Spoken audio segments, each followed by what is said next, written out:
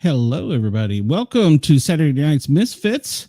We've got a great show lined up for you tonight. But first off, I need to make a big announcement. We have a new network that is allowing us to come on with them. It's the Fuel Sports Network. They're going to be broadcasting all of our shows.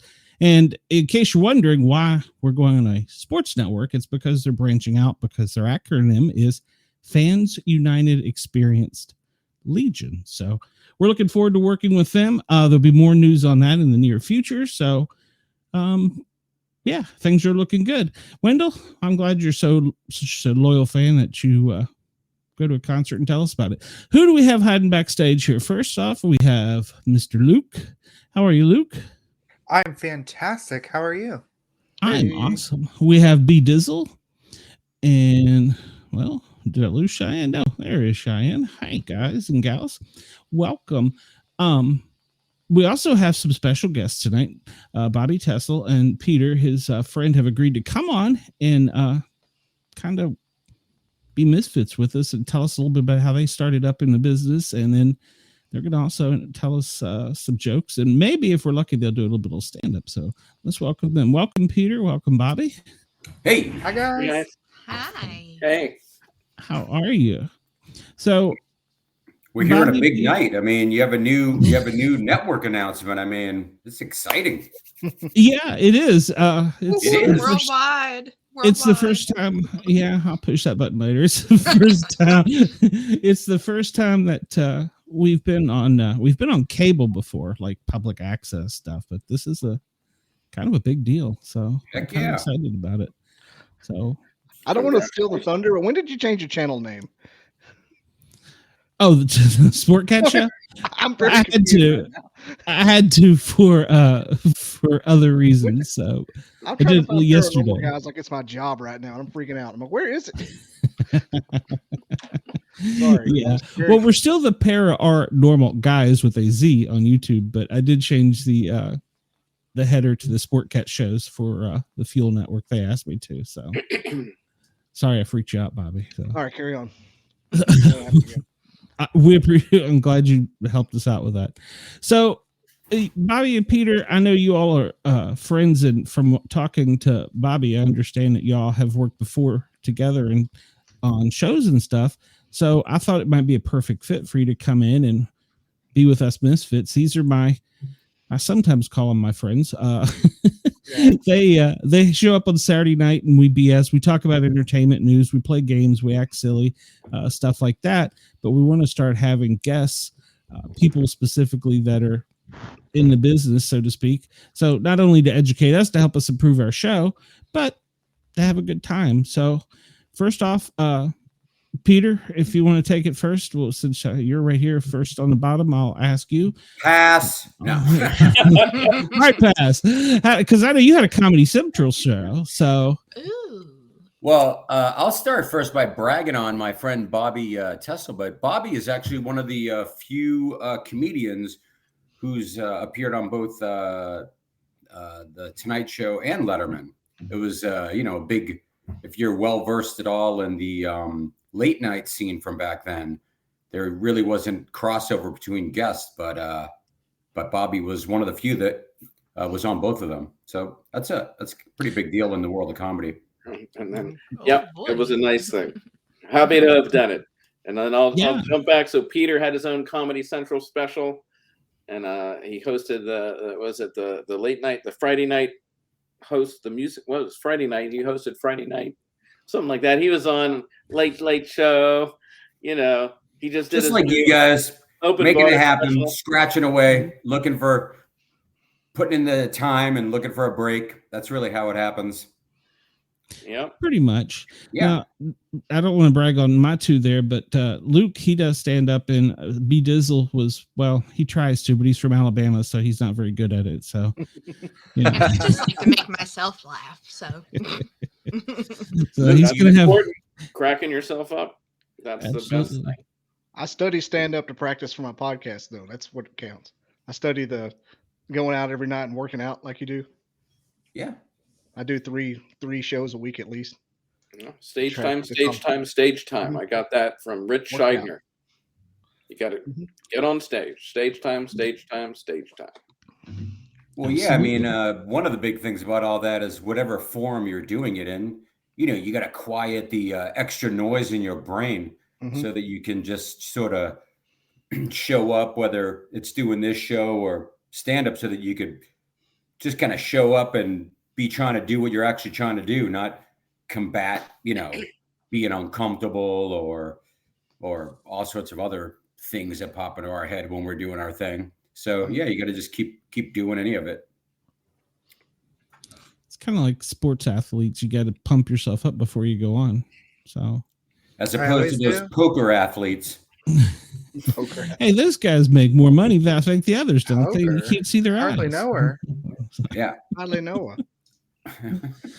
So, way to go, Luke. Luke's got some great one-liners. So, one of the things that we were talking about earlier is just trying to remember your favorite joke, either as a kid or growing up or now. And I have the hardest time remembering jokes. Things will come to me, but it's like I can't remember a joke. What's your secrets for that? Because you all have been on stage and performed. I'll start. So, I mean, it's just for stand up, it's just repetition. For me, I do things the way I do things is my jokes are very precisely written, and they're pretty short. So I just try the first time I do it new. I'm just saying it the way I think I have it, and sometimes it comes out differently. So I record all my shows, and then if I do a new joke and it works, then I have it on the recorder, and then I can go back and I can write it out exactly word for word how I did it. So we just lost Sportcat.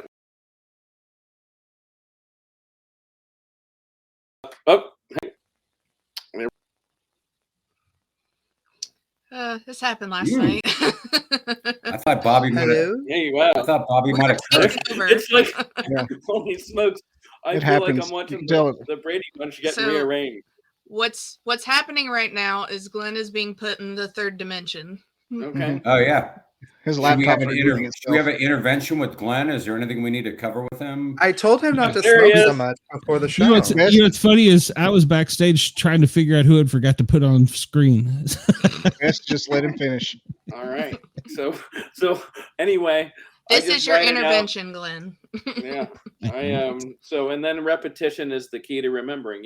Just going over it and over it and over it. And then once you get it down, you got it down. That's for stand-up jokes. For jokes like those classic story jokes, I mean, just about how much you like it. If you really like a joke, then you'll tell your friends and tell other people that joke. And then the more you tell it, the more you have it in your memory bank for it to come back to you. But I will tell you this, before COVID, I didn't know many jokes. I didn't know many of those story jokes, classic jokes. I only knew a couple. But then once COVID started, my friend, another Pete, not this Pete, but another Peter, we were trading jokes back and forth online and on Zoom, and then we just started. I started posting them every day, and so I've got this quite a Rolodex of classic story jokes that I've told, and then so then they, like you say, repetition breeds familiarity, right? Is that the phrase? Mm-hmm. So that's for me, how I do it. How about you, Peter? Well, I can't remember really many classic jokes unless someone starts one. Then I'm like, as soon as someone starts one, I'm like, I think I remember where this is going. Matter of fact, when you hear comics, before or after the show, and they're telling classic jokes, it's a pretty funny thing to watch, because someone will start it and then someone will just say the punchline and everybody will laugh just as if they heard it. But Bobby works in a kind of a precise manner. I more have a concept when I go up on stage, and I have the freedom to try to figure it out when I'm up there, and then Just live in chaos. yeah, and actually, it's kind of it works for me, because some of it, the sort of the thrill or the pressure of figuring my way out is what motivates me to kind of find my way out properly. But I've also been doing stand-up for like 37 years, so I remember things just because they're chunked up. But believe it or not, I forget just as many things. Someone will be like, someone the other day is like, "Oh, I remember this joke you told," and I had to ask them to tell me my own joke, and then I was like, "Oh yeah, that was a pretty good one." That was a good one. So, yeah. All right, well, that's cool. Bobby, Luke, I know you got questions. I'm gonna let you jump in there some, because I'll talk all night if I keep going. So it's all right. I'm not I'm jumping here over. for I've the seen jokes. I've seen Peter's Comedy Central special, though. By the way, I recognize. As Oh, I right said, on. How do I know him? That's right. You said that. It's got to be, because I used to watch Comedy Central specials all the time when they were on, back when basic cable was the only option. Yep. Is it Yeah. like a Shorties Comedy watching Shorties. Presents? All right. So I'll tell for some humor to get some laughs here. I'll tell you one of my favorites. Here's one of my favorite classic jokes. This is not mine. I always make it clear. This is not my joke. I wish we knew who wrote this joke, because it's great. And there are so many different variations of the setup. I'll take the punchline's the same. So here we go. A guy sees guy's walking down the street, sees a sign in someone's yard, says "talking dog for sale." So he's curious. He goes in, sees the owner, sees the dog, says to the dog, being silly, "Hey, tell me what you've been doing with your life." And the dog starts talking, and he can't believe it. And the dog starts saying, "Hey, I used to live in Switzerland in the Alps, and I would help locate avalanche victims. And after that, I served my country in the war as a spy, and those were so stressful. So now I just go to retirement homes and I read to the elderly." And the guy's flabbergasted. He can't believe it. He says to the owner, "Why on earth would you want to sell an amazing dog like this?" And the owner says, "Because he's a liar. He never did any of that." Yeah. He's a talking dog, everybody. Who's a liar? See, I get it. I get the punchline. Oh, you're supposed to, Bobby D. I understand. I understood that joke. I So, love that kind of humor. Like, so that's one of my favorite jokes of all time. That Jerry Clower, Jay Hickman style of joke. I love it. Well, I'm old enough to remember the beginning of like logging into AOL and stuff, and before anyone was doing anything remotely like this, I felt like the internet was like a giant joke book. I felt like everybody was just online swapping classic jokes at one point before it evolved. That's all. And those old comedians, like I just talked about, Jay Hickman and Jerry Clower and Brother Dave Garner, they all told the same joke. They just rehashed it like 30 years apart. You got to really get meta to know that, but they told the same joke. Well, some of those jokes, those classic jokes that have stood the test of time, you could tell by the wording. There was one joke which I can't tell because of content, but this joke must have been written in like the 1950s, and it's the I'm not going to tell you, but it's the wafting the towel joke, if you know that. And it's just it started out with like a fan, and then it's just, you could just tell it was pre-air conditioning. So that joke stood the test of 70 years. It was something else. So you can look it up. Look up wafting a towel. Well, I'm looking. Well, a lot of people just even say stand-up is in threes. Funny things come in threes, and most of your classic jokes, unless they're like a one-liner, they're always threes. You know what I mean? A priest, a rabbi, and the pope walking to the bar. They're usually threes. The classic 3 rule. Well, now I was going to ask, I saw Seinfeld earlier last week was interviewed, and he said comedy is dead. You can't have fun anymore. You can't make fun of people. You can't, call certain things out. What do y'all think about that? Wait, Bobby and I are comics. I'm curious, what do you guys think about that first? I'm really interested to know what you think about that first. Well, I'll go first. Well, don't go for it, Glenn. Well, I was just gonna say I'll go first. I think that we've gotten to into the situation in the world where people get their feelings hurt too easily. I mean, yeah, I'm a child of the '70s, and so we went out and rode bikes without helmets and stuff like that. Had fun. The new generation stays in and hides, and if you hurt their feelings, I don't know. That's just me. I think we've went a little far with it. Not everybody gets a trophy. Yeah, go on. Well, to be Shy. fair, I don't know how much I trust it coming from Seinfeld because he's kind of an a-hole. So How dare you?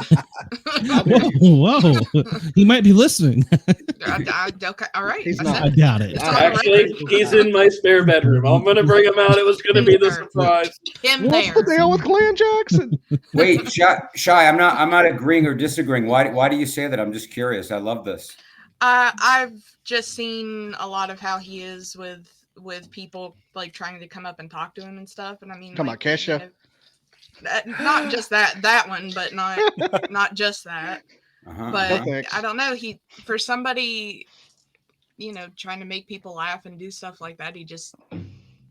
That's how he comes off to you? I think you'd want to be more of a nice person. And I mean, but for celebrities or anybody like coming off as an a-hole for anything, I'm just kind of like, yeah, okay, I don't like you anymore. That's kind of a good rule in general, don't you think? Yeah. No one be an a-hole. That's kind of a good rule. Fair. Luke, It's not a bad. what do you think of that Seinfeld comment? I have a lot of thoughts. I don't think comedy's dead. I think it's alive and well. I think there's a huge industry for it right now. I think that the culture has just shifted in a certain way that you can't just walk on stage and say black people are awful and expect everyone to laugh. Having social responsibility is a part of 10 years ago you could say that and people would laugh. That's a little scary. I mean, it's kind of the things that happen. When you really look at those Comedy Central roasts, people would go in on people's skin color, on having diabetes, for being fat, all kinds of stuff. Personally, I like offending people. I like equal opportunity offenders. I just think it has to be smart comedy. I don't think somebody coming out and saying, you're fat. That's not funny to me. It has to have intelligence. It's almost like it humor. has to be tastefully offensive. Yes, it has to have a twinkle in your eye, because some people just think that coming out and roasting somebody and being mean is funny. That's like, not okay, funny. Screw you, but I'm going to tell somebody about that. Right. Well, I think one of the notoriously cleanest comedians, by reputation would be Jerry Seinfeld. So I find it funny that he's saying that you can't say stuff, because I don't know what he was saying that anybody was getting agitated with in the first place. So that's the part that I thought was funny about it, personally. I agree. I didn't really think too much about it. I mean, for me, my stand-up is pretty silly. I think I'm not antagonistic or confrontational. And interestingly enough, in all these years, I rarely get heckled, even when I'm not doing well. And that happens on occasion. Thankfully, it hasn't happened really. But going through my beginnings, and I ate it. I was bombing miserably. I rarely got heckled. And I think it's just because I'm not up there to be antagonistic. That's not my thing. My big influence was Stephen Wright was my biggest influence when I saw him in high school. So I'm a pretty much set up punchline. They're not all one-liners that I do, but they're pretty short jokes. And, I like to be silly. I like to, try to create things that I think are somewhat clever in a way. But it's just an interesting thing. So I've never really run into it. And well, that's not 100% true. Recent times, I have a joke where I will say like something like, "She was ugly" was the punchline. It had nothing to do with a specific person. And sometimes, boy, I've gotten some comments after, oh, you shouldn't say that someone's ugly. So it is very interesting, the switch, because it was just a generic joke of, well, not generic joke, but it wasn't like so-and-so is ugly. It was just and it was a completely made up anyway. That's what cracked me up. Oh, you guys are all upset about the story I just completely made up. Well, I don't push the limits with my stand-up really, but I mean, I'm from Boston. I speak like I'm from the East Coast. I use colorful language, but I don't really push boundaries that I personally think are offensive. But to tie it back to your question, I mean, everybody does get their feelings hurt nowadays, which I think is funny because there was a comic a few months ago that I saw. He's kind of a controversial guy that I've known for a while, but he was doing a bit. He's a big anti-vax guy, right? And for the record, I'm not, but it doesn't matter, right? He's anti-vax, but he did this anti-vax joke, and then that's essentially the premise, right? He's anti-vax, whether it's true or not, right? And then he did a bunch of really funny anti-vax jokes. Do you know what I mean? Because the premise was he's anti-vax, and I'm like, yeah, I didn't get all bunched up and upset that he was like an anti-vaxxer. To me, in terms of these classic jokes, you have to understand the premise so that then something can be made fun of, right? Without your necessarily getting your feelings hurt. And the premise was he's an anti-vaxxer. Then he did a whole bunch of really funny anti-vax jokes. So I laughed and I enjoyed him. I didn't get caught up in like the politics of, whether he's a vaxxer or not. So I think we can all, as long as it's not going too far, I think everyone can just sit back and enjoy some comedy. And, if you don't like it, kind of like the olden days, just be quiet for a little bit and then just wait for the next thing, but that's me. I do think that comedy is good. Luke. Can you say who it was that made the joke? It's not important, Bobby. Oh, I was going to say, because I might know the comedian. I love the comedian. I was going to say, was it Tom Segura? Oh, no, you wanted to know the comedian? Yeah. It was Jimmy Dore. Oh, okay. Yeah. Sorry. No, I was just going to say that I think that part of the problem is that comedy is all about intent as well. And, I think that's been the big hurdle the past couple of years is audiences coming in, not understanding the intent the whole time. And that's part of comedy is you have to be under the veil that we're up here kidding. You have to understand that. You can't think that I'm actually sitting up here believing some of the stupid crap that I say. Well, to your point, I think that's why Bobby doesn't get heckled. Honestly, I mean, he's right. He's telling jokes, and if they like him, they laugh, and if they don't like him, they don't start heckling him because they don't get a sense that he's telling jokes. He's not trying to be malicious. He's not trying to be weird. I mean, when every once in a while when Bobby tells me that somebody got upset like that, one about someone's weight, I just think it's hysterical because I know Bob's act really well, and he and not only do I know his act really well, he consciously tries not to offend anybody. Like he'll do a joke. I'm like, I'd do that. And he won't do it. He won't do it. If he thinks someone's going to get offended, he doesn't want to do it. Yeah. And with that, I will tell you the joke that I know he's maybe referring to, which I've never told on stage. And it's a very simple. Let's hear it. Yoga pants giveth, yoga pants taketh away. He won't do that. It's maybe I'll do it in New Mexico. You should. Yeah, you should.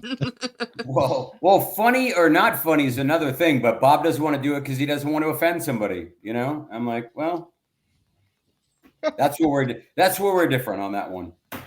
Yeah. Well, like you were saying, you're up there doing an act and you're not trying to hurt someone's feelings. You're doing an act and you don't believe those things. Unlike, you come out like Galore and you're doing a sledge of magic. The first 6 rows are going to be covered in goo. So that was one of my favorites growing up. I went to see him twice. One of my favorites too.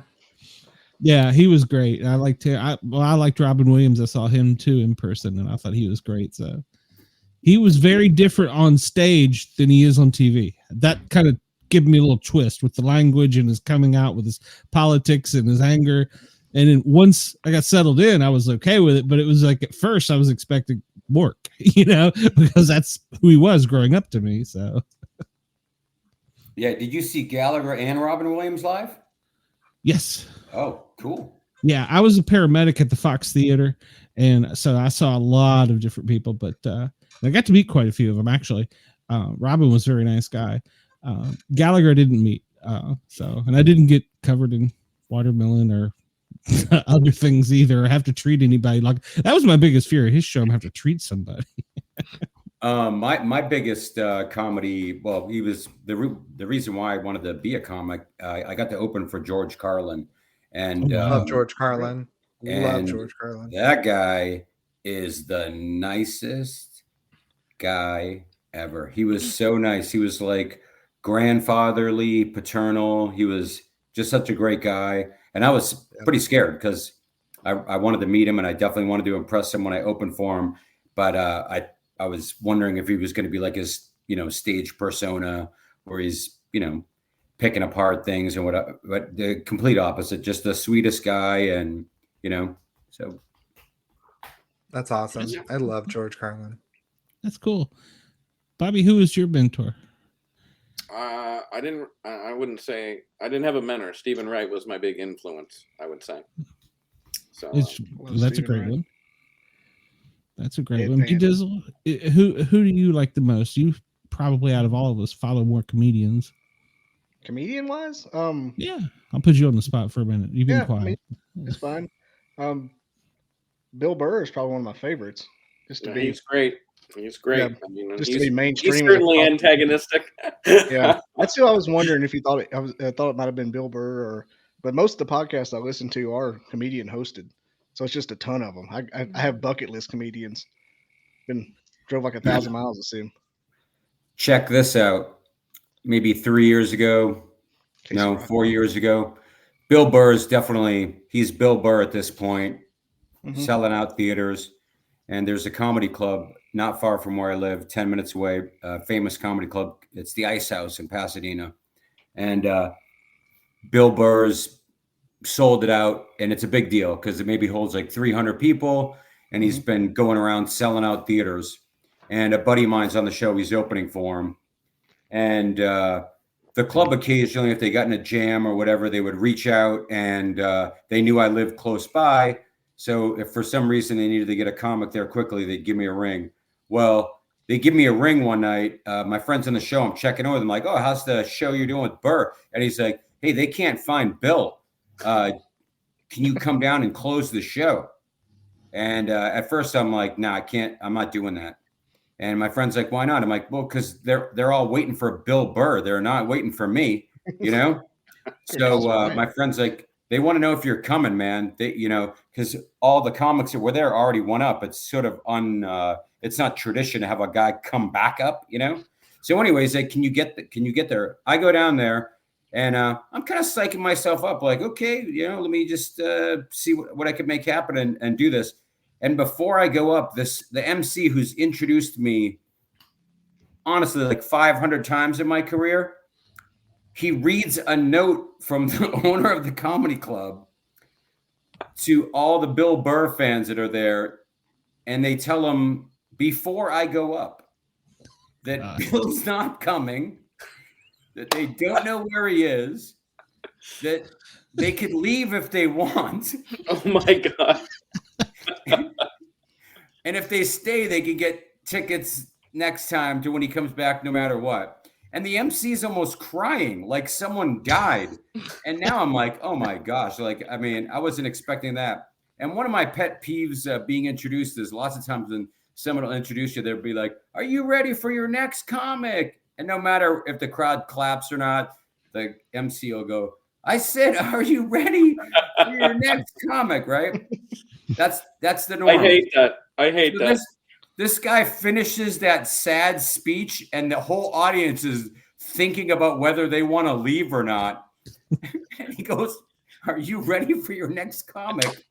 And it's the first time ever being introduced forever. The guy doesn't say it a second time.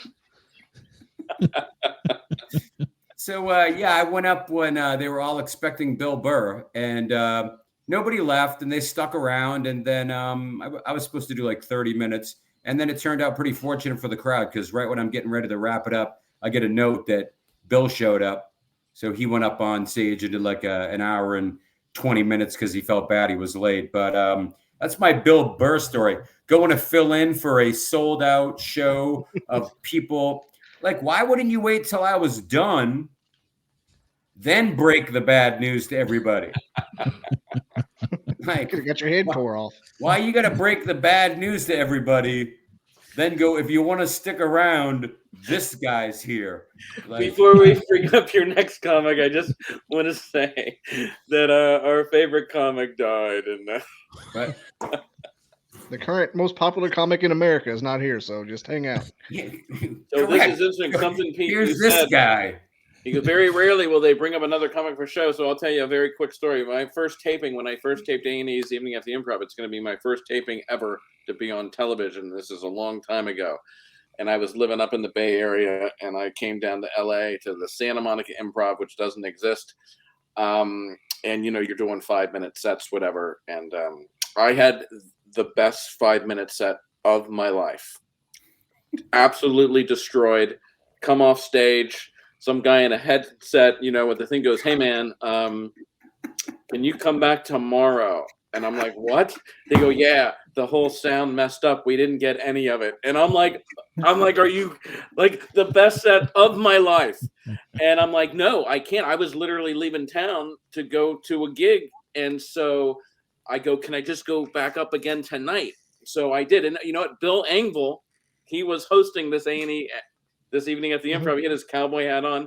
And so 2 comics later, he makes an announcement. "Hey, we had problems with Bobby's sound. If he does the same jokes, you know, just try to left." And I'm like, I'm not doing the same jokes. My set went so well that I didn't even make it through half my set list. I just started where I left off. I went back up and I just paused, and they started cracking up immediately. And then I did the next joke. And then I killed again, but I didn't kill as hard as I killed the first time.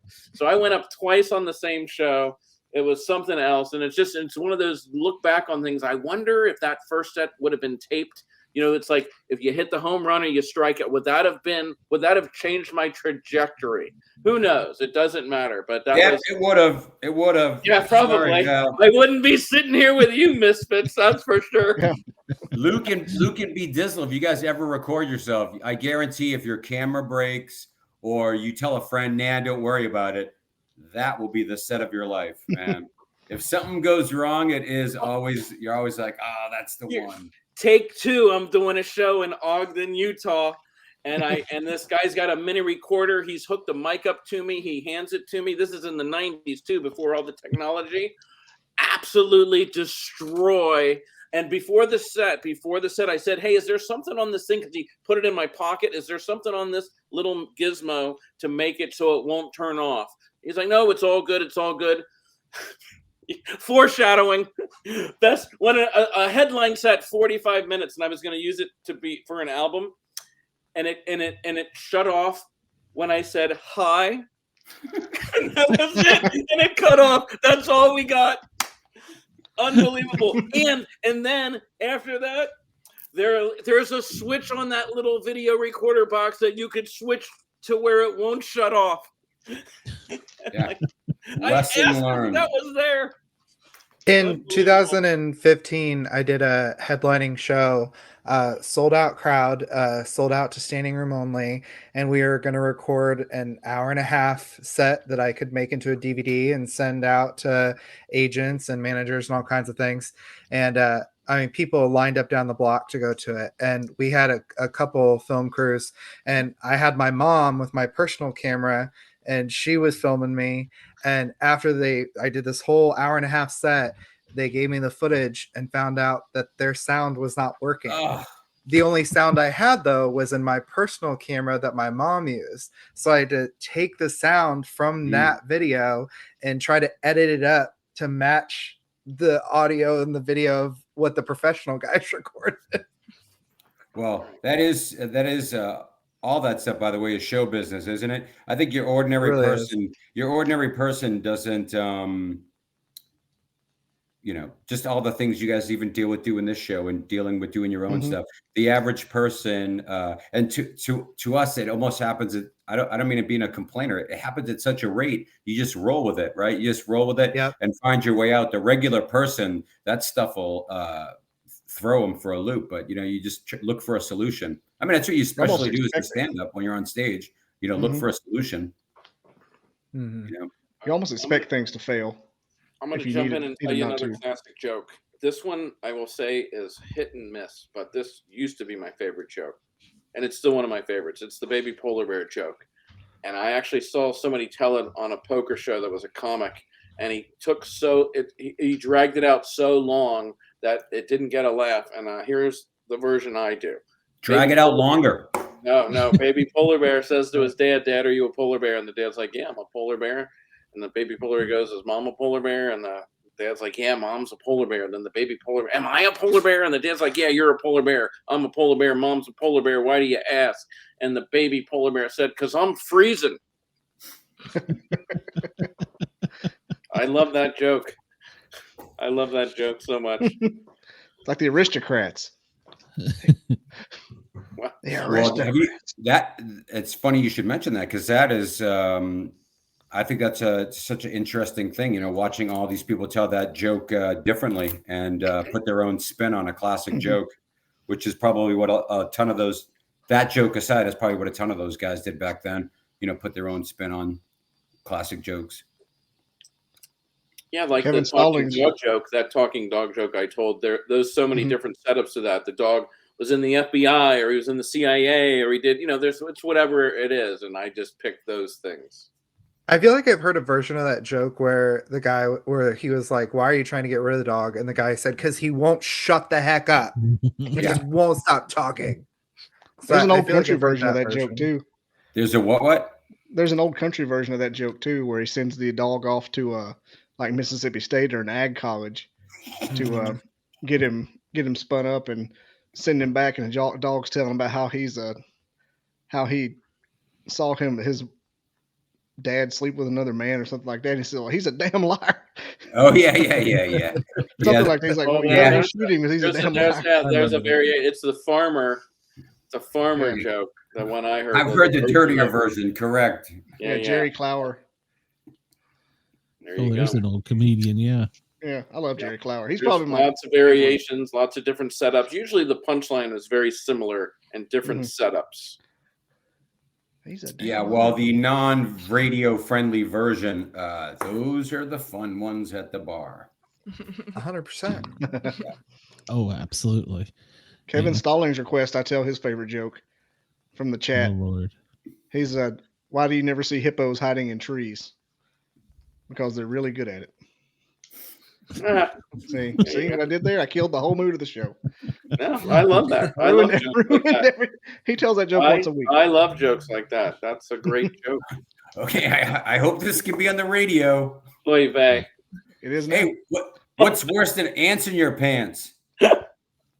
Uncles. Oh, Bobby D jumping in. It's bad manners, dude. Speak for yourself. Jump in. I thought we were just telling a joke and like trying to answer. I didn't know we were doing a bit. No, I hate that. I hate it when people come in and tell. I usually don't do it. I'm like a member of the anti-heckle committee. Like if I'm in a comedy room and somebody heckles, I'm like, I help them kick them out. So it's not my bag to jump in like that usually. Oh, I loved it. I hate hecklers. I feel like you and I are the makings of a comedy team. We should be. Yeah. Well, let's hear some of your stuff. I know we don't want to keep you all night, and we want to hear some stuff. So that put you on the spot. Sorry. I will tell you. For me, I'm not here to do stand up on in this kind of format. I won't do that. I'm happy to tell you maybe a quick one-line joke or something. I mean, I already did with the yoga pants. Oh yeah, but I'm not. I don't think that's. This is not the place to do a stand-up kind of thing. So that's for me. It's not the place for my kind of act. Yeah, it's not. I don't think it's. I start winging it. That's why I would tell you one of my favorite things to do besides performing comedy. I love having an idea, and it doesn't matter if it's a comic friend. It's more fun if it's a comic friend, but we're just calling a friend and running an idea by him. Not even ever doing it on stage. I mean, it's so fun just goofing back and forth with comics, and some of it's just working out a concept that with not even the intention of maybe doing it on on stage, but that's some of my favorite time is goofing with my friends, which I will share one of those with you that I just came up with. But the other day I was up late thinking, and I was like, these I don't even really care for ventriloquism. I don't know if you guys do, but I don't really care for it as a rule. But No. I thought I had a genius showbiz idea, so I need a ventriloquist that I could share this with, because a ventriloquist always has like a little dummy or a cute little character. I think a ventriloquist should have like a 6'7" dummy, like the size of Shaquille O'Neal. And wait, do you do that? No. I just thought a giant ventriloquist dummy with the ventriloquist sitting on his lap would be a good way to go. No one's doing that yet. That's true. And we occasionally that's why comedians don't tell you their premises, Glenn. Gotcha. Your tag. Yeah. Oh, we have an occasional ventriloquist on here, and we bust his. Do you bust his balls all the time. He does come on occasionally, yeah, but he's very early in learning. So who? Where's he at Luke? tonight? Who? He is at the. No, he's just making stuff. I don't stick my hands up things that are not living. You brought up a little thing. I don't want to know what your furry thing was, Luke. Yeah, well, we were talking about puppets, and I have this puppet. It looks like a Muppet, and so it's a pen. It just has a thing on the end, and so we were just talking about puppets, and I just thought it was funny. It is funny. You guys are a nice. When this gets on the radio, are you guys? Can people watch the broadcast like you have right now? Also, when you get on some of these networks, this will be on YouTube and Spotify. Yeah, so this will. Yeah. Well, Bobby and I excluded. You're such a great mix of personalities. It should be great. We usually have a good time. We're still kind of learning some things because it's kind of awkward when you're not on FM. You're just on YouTube. You can a little bit more openly say what you want. But now I'm having to kind of reel it back a little bit, and I find myself uptight about it. I find myself I'm more nervous about it now because of that. It's not that I know I've heard some of the numbers that are really good, but it's that I'm afraid now I'm going to say something stupid, whereas before it was like, just go with it. So wait a second, I'm a little confused. Are we live on the radio right now? We're not live on the radio right now. No, you're only live on YouTube. If something happened and you said like the F word, I mean that could be edited out, sure. Right? Or beeped Fun. You have such a nice mix of personalities, though. Honestly, it should be great when you guys break down topics. It should be pretty cool. Oh yeah, it gets a little Things wild. happen. You should watch last week's show. I had to host last week. I was the MC. I mean, you had such a nice assortment of personalities. Everybody can come at it from a different angle. Oh yeah, you've got to watch last week's. That was the best. Do you guys? I'm not trying to get all up in your business, but were you asking you asked some of the ways that we approach stuff, but do you guys prep much, or do you just kind of have topics you're covering and show up and just go for it? Like, how do you guys do your thing on this show? For my show, I have guests on that do different things, like scientists and eyewitnesses, and I usually read up on their bio really well, and have like a little, like a sheet where I hold it up and read like this. This particular show, it's kind of a more free flowing format with all of you. Yeah. Oh, great. Well, we'll usually have a topic. And hope for the best. Yeah, we'll usually have a topic or something fun to do, and then we just fly off the rails with it. And I never adhere to that topic. I just talk. Yep. Ever. I'm the guy that sits there and writes down the stuff, what we're supposed to do and everything, and I want to try and stick by it, and then it just goes sideways. So that's why I say I'm the one that's more uptight and nervous about it, I think, than anybody else. Well, as a, I mean, I don't want to step on Bob's stories, and I don't want to step on your stories. So, I mean, I appreciate you having me here. So I don't know if I don't want to be too much of a voice, but I'll take that compliment. I mean, I'll give you guys that compliment, but I definitely don't want to get in the way of whatever you're trying to break down here. No. We're just here to have fun. Yeah. We're here to have delegating. fun. Yeah. Delegation time. No, but yeah, we're here to have fun and relax and just like I want this to be like you walk into bars and cheers and sit down next to your buddy, and talk, just BS. That's what I want. So, and that's what So we're really Bobby, do. So, Bobby, I read that on your website that you used to be an undercover cop. Is that correct? Well, I said I was an undercover police officer until just a second ago. Oh, okay. Sorry, it's connecting. Yeah. I'm a It's little just a slow. one-line joke for the. That's the even it. better. Stick Okay. with us, Luke. Stick with You us. made it better, Sorry, Luke. a little blonde. Lukey. My There bad. you go. I thought I was trying to be sly by being like, "Look, I researched you. Tell me more." Yep. And So, now Bobby, it how did just you- seems that you're just not paying attention, Luke. Bobby, how did you get started with comedy? Like, how Oh, did you actually, get into this is that? exactly how it got. I went to Arizona State University. And as I said, but before that, so Stephen Wright was my big influence. So I'm on the Tonight Show, right? So I guess I was in maybe 10th grade, 11th grade. And I went to school the next day, and I do have a good memory, I guess, because I had memorized his jokes from just seeing him one time, and I was telling all my friends, and it was so much fun. And so fast forward to on campus at ASU, I'm walking with this guy is my roommate, and I wanted to tell him something funny that happened, and I couldn't remember it. And he goes, "You should start writing stuff down." So I actually did. I have all these ASU spiral notebooks from long ago. And I started writing, and then just 2 months later, when I was back home, I grew up in Cincinnati for a winter break.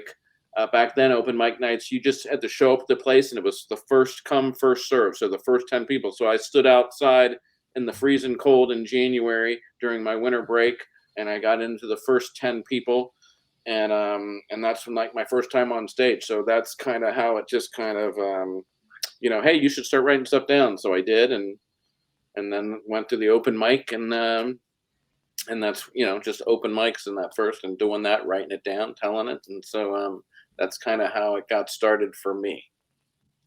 Pete, how about you? B Dizzle and Luke, you both have done stand-up, right? Yeah, I I've do a done it quite a podcast. bit. I don't. I just practice it. I practice doing my podcast like a stand-up comedian 3 to 4 times a week. I'll tell you what is I'd like to. Sounds doing fun. well on stage is, especially when you're new, it's one of the greatest feelings ever. It literally Wonderful. feels like you're surfing. Yeah. You have so much control and power, and it's so exhilarating. And if on a scale of 1 to 100, that's 100. The first time you bite it on stage, that is a minus 100. I mean, I was just bringing up because Luke, Yeah. I mean, you must have remembered how great you felt. Even the first time doesn't even count because it's sort of a blur. But the first time you legitimately, it doesn't go well. Your average person, it makes a lot of people never want to do it again. But that is one of the craziest feelings ever. I'll tell you that. The first time you bomb on stage, I cried. It's like the movies when they're like the mic's loud and crickets times 100. It's the worst. So my first time on stage, I destroyed. I actually killed. It was a packed room. Yeah, this is easy, right? But no, here's the thing. This is a little callback to. I had a friend in the audience who was recording to record the set, and he effed it up, and it didn't record. It was unbelievable. That has happened. So I've had 3. Okay, my first time ever, my best set ever for 5 minutes, and then my best headline set ever. Those 3 things never got recorded. Glenn, had this been a fantastic hour of your video radio podcast, tomorrow when you check the sound, none of it would have worked. Yeah, that's happened. Trust me. Our mediocre effort probably sounds great. Saved the day. 10 out of 10. Hey man, speak for yourself. I got a question for you, Peter. We're going to Boston for a week in August. Where should we eat when we go there? What you got? The North End, if you want some kind of fame, not famous, but noteworthy Italian seafood anywhere. I think Boston's like the South in the sense that if you're a friendly cat, and Bostonians are actually friendly. If you ask anybody wherever you go, like, where should we eat? You'll get some consistently same recommendations wherever you're at. So, go catch a baseball game at Fenway Park if you could do that, for sure. We're actually going to see a big concert at Galette. So who are you seeing? Kenny Chesney. Okay. That's his home. That's his home field. Is where his fan club developed at Galette Stadium. So we're going to catch him up there. Really? I know. I don't know. He's from Knoxville, but Yeah, I was gonna say he's from Knoxville. He's my neighborhood. the No Shoes Nation started in Galette Stadium. Wow. So we're going my there. son turned me on to wait a minute, because I'm from Boston. I'm getting more into country music, but wait a minute, Zach Bryan, is he the new? He's one of them. Is he the younger, the newer dude? Yeah, he's a younger dude with the slick back hair. Yeah, Something in the orange. there's too many same names almost, but I dig that cat. He's pretty cool. Something And, in the orange, and an some- Oklahoma Smoke Show. Some tatted up woman that she was on Kimmel recently. I think she used to be a busker. You know? I don't know. Well, she was There's great. a couple like that coming up. Those are my two country people I know and like, and I don't know either of their names. So. Oh, yeah, you did a great job with don't know her name. That's the best country She's artist, awesome. is the ones you can't remember the She's name. awesome. Peter, how did you get started into comedy? Well, I was sleeping over my buddy's house when we were, I don't know, maybe around 13. And I was sleeping over my buddy's house, and his parents went out, and he's like, you got to listen to this comedy album my father had. And it was George Carlin's Seven Swears You Can't Say. And as a kid, at least where I was from, all the curse words were, I didn't even know if they were necessarily funny, but it was sort of cool if you got to say them, when nobody was around. And then I'm listening to this guy talk about them for almost an hour, all of them that I knew, a couple of them that I didn't know. And I'm going crazy and people were going crazy. And I remember just something I was like, for years, I just thought, I wanted to do stand-up comedy. Just wanted to do stand-up comedy. And then I'd stay home sick from school, and I'd watch those people on like the game shows and Buddy Hackett and all those people that would do the Tonight Show and stuff. And then there I was at the University of Michigan. I'm originally from Boston, and I was at the University of Michigan, and there was like a sign up, be like a student comedian. And I thought, all right, I don't know anybody here. If this doesn't go well, nobody I know will know. And then, it went really well the first couple times. And I did think, this is probably kind of easy. And then I was back home for like Thanksgiving break and told my friends that I was doing stand-up, which they couldn't believe. And we were at like a ski resort in Vermont. And they're like, if anybody's a comedian or a singer or a magician, if you want to come up here and do a couple of minutes. So I went up there, and horrible. The worst ever. The worst ever. I literally put the mic down. I'm from the East Coast. My friends aren't like warm and fuzzy if things don't go well. Like I sat down. I felt like in the cartoons where you shrink down to the size of like an ant. I'm like, oh my gosh. And my very good childhood friend sitting next to me, he goes, you sucked. I'm like, oh my God. And then, and there was only maybe 8 people in the joint when I went on stage, not counting my friends. And I could not get up out of my seat and go to the bathroom because now there's like 200 people in there. And I thought like the 8 people that were there that saw me bite it, everybody was telling everybody when they came in. I didn't bite it in front of 8 people. In my mind, they kept telling everyone. So, but I started in college, and then I was going to quit after that. And I tried it one more time and stuck with it. But I've been doing comedy 37 years, been really fortunate, made great friends, traveled the world, performed for the troops. Same thing with Bobby. Most of the cool things I've done in my life and cool friends I've made, most of them have been through my comedy career. So I'm grateful for that, Who's the most famous comedian you're friends with? Who is the most Bobby Tessel. I knew that was coming. Yeah. I knew that was coming. That's so sad. I mean, we kind of. Bob and I know all of them. We pretty much know all of them, really. You know, I don't know. I don't have a ton of close friends, so I'm gonna say most of the ones you know, Bobby and I know. Nice. Yeah. Can you go ahead and review those 7 dirty words real quick so Glenn can have something to edit out? Give me something to do. Go ahead and give us a recap real quick. Have you ever heard that original recording of that yeah. album? Because if you haven't, do yourself a favor. Wonderful. And then a complete opposite side. If you've never heard any like Bob Newhart, his comedy albums, listen to those too. As well, they're two dramatically different styles, but Bob Newhart, wordsmith.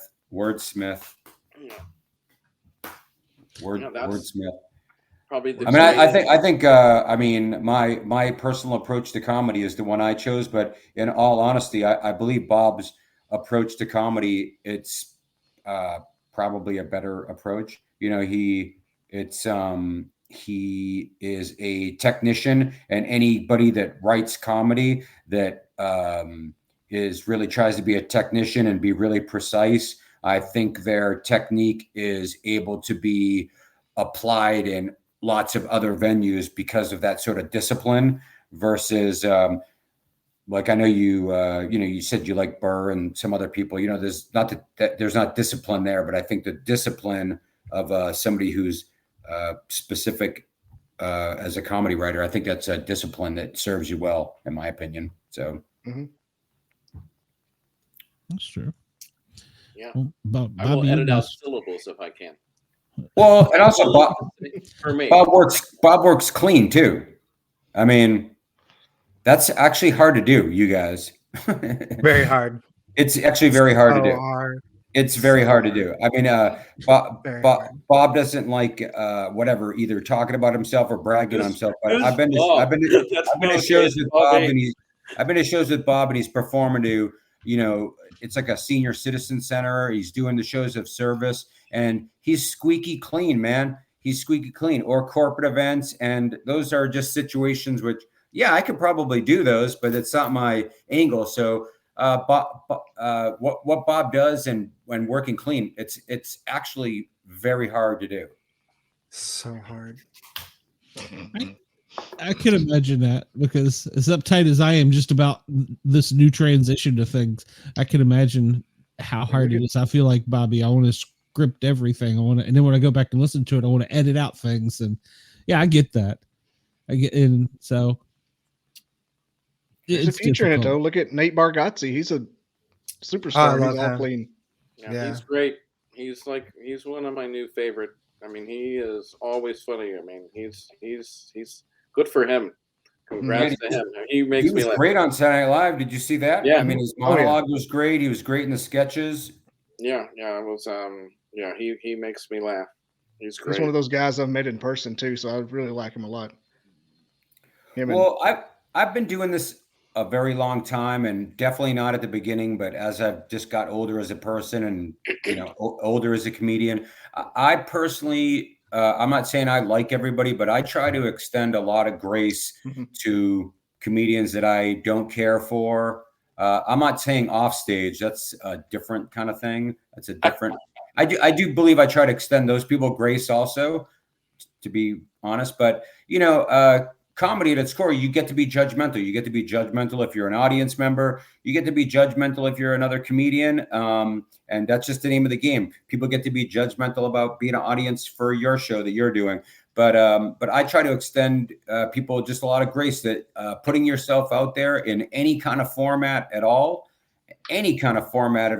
is takes a lot of courage. It takes a lot of courage. So even when I don't dig it, I'm like, well, maybe they're just not at a spot where I dig it yet. And conversely, when you get an opportunity to watch somebody like Nate or Bill Burr or anybody that you dig at the top of their game, it's awesome, man. You know, they're at the top of their game, and they're also, it takes just as much courage for them to throw it out there too. So I try to extend grace when I can, and I try to appreciate greatness when I can. And I know we're coming to our end here. I want to say one thing, and then you'll take it, Glenn, and tell me. I'll tell you one last joke that's the co-favorite. But I am fully aware. I'm piggybacking a little. I mean, I'm fully aware that some people don't think I'm funny, and I'm totally okay with it because I understand subjectivity. That's just it. I understand it. Well, so I don't know. Before you see the joke, you're going to say, look at like Chris Rock. Some people talk about how great he is. Some people talk about how Chappelle is. Even Nate, right? I'm just saying those are people at the top of their game. And if you go online and stuff is out there, there'll be a whole bunch of people saying stupid stuff about how they're not funny, And it's Ryan Regan, that same. It's all like I love him, but there's people that don't think he's funny, and that's just the way it is. You can't please everybody. I don't like those people.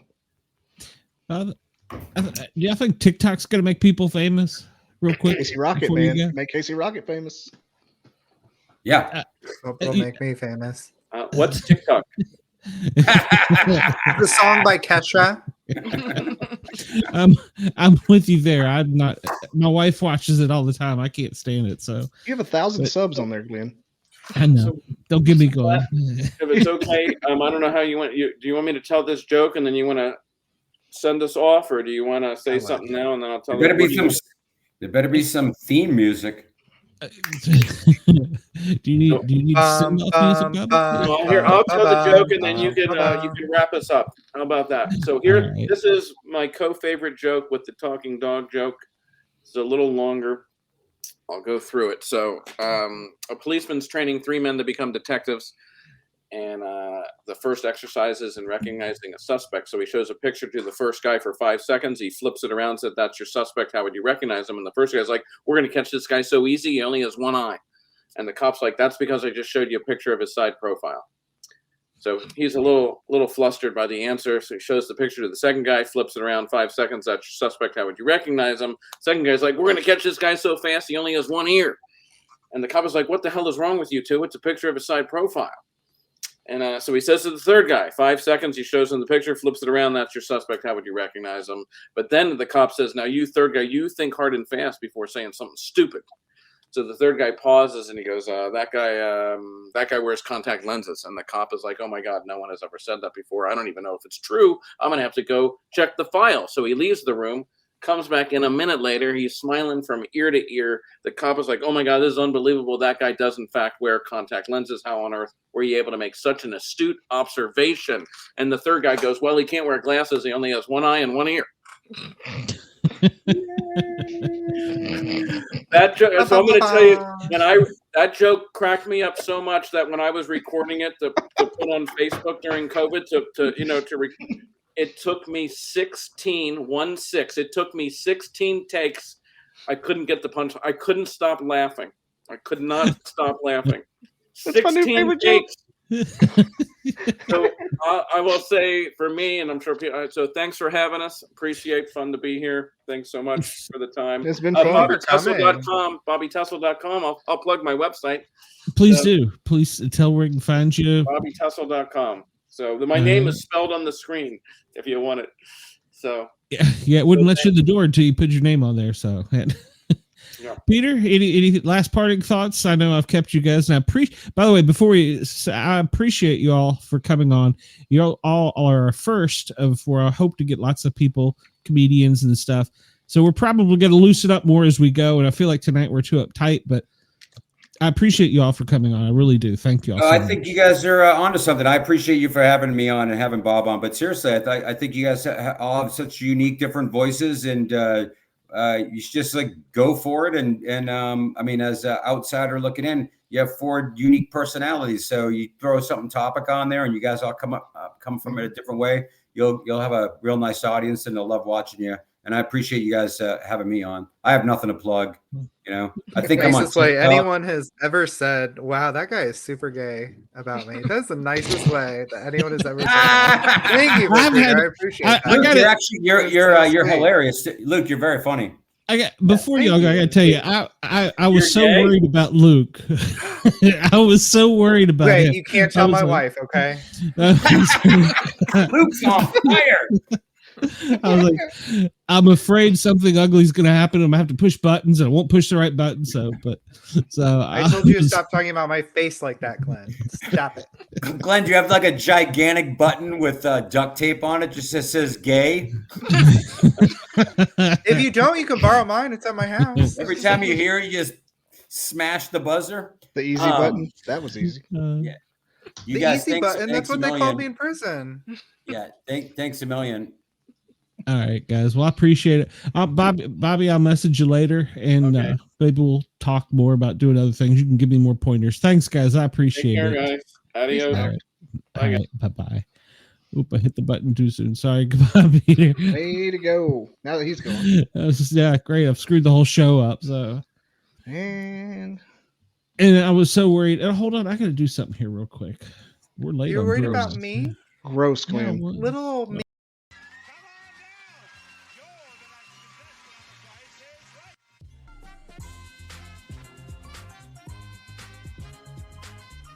Hi, Rich Fields here, and come on down. It's time for the Sportcat Show.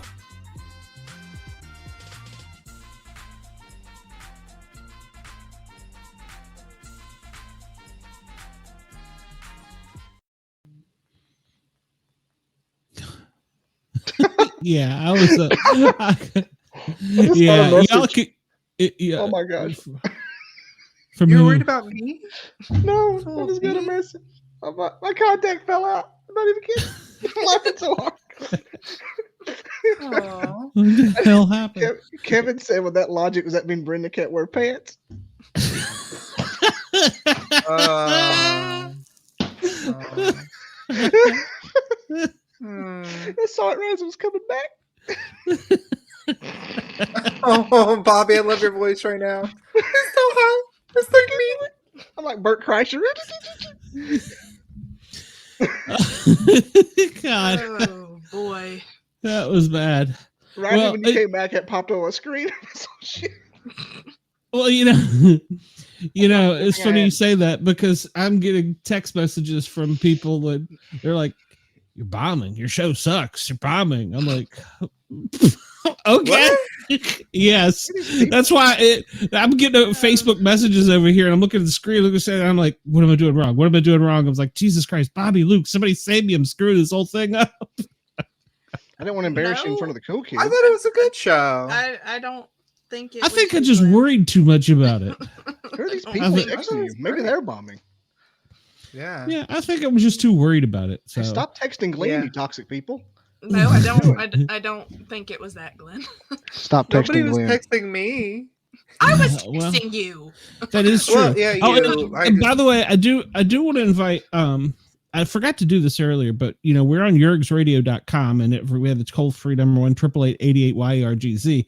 I want to give Ross a minute to come in here. He had said he wanted to come on and talk about something he had, but I just was trying to fit everything in, and I guess I'm Ross too can uptight come and nervous anytime he about it. wants, and he can Well, fit he's- anything in anytime he wants. He is welcome to. I don't want to say he's welcome to come on my show. That would sound wrong. No, he's welcome. He's welcome to come on my show anytime he wants. I've seen the pizza photo, so yeah, Ross is going to pop in any moment. So, well, thank you Oh, guys he can hop in. for keeping me from totally falling out over here. Like I said, I wanted to get in the group chat and say something, but I didn't want to appear distracted. But yeah, I'm getting people who are like, I "You're wasn't too tight. You're not sure- saying anything," and I wish I had gone and watched some of Bobby's stuff because I wasn't sure exactly what I could say or couldn't say. And I had some clean jokes prepared, but I don't know if he would have been receptive to them. So I don't know. I just didn't quite understand his no, I don't tell my jokes in this format. well, I think I understand that as a comedian. I understand that. I would never go on and if somebody's like, "Tell me a joke," I hate that question Yeah. or I hate that statement. Well, I'm not going to just sit here and tell you a radio. joke. But And I'm not saying Yeah. put him on the spot, but maybe more like he just seemed kind of uncomfortable with. he the- did. He seemed uncomfortable with me. That was my bad. I'm sorry. I didn't. I'm not everyone's cup of tea. I'm more of a And- shot of tequila. Look what you did. I don't even Yeah. think it was that. It was just I don't know. I love Peter. Peter was amazing. Yes. We didn't get to tell our Loved favorite him. jokes, by the way. I was prepared all I week. know. Well, Well, B Dizzle, I'm ready for yours. Let's hear it.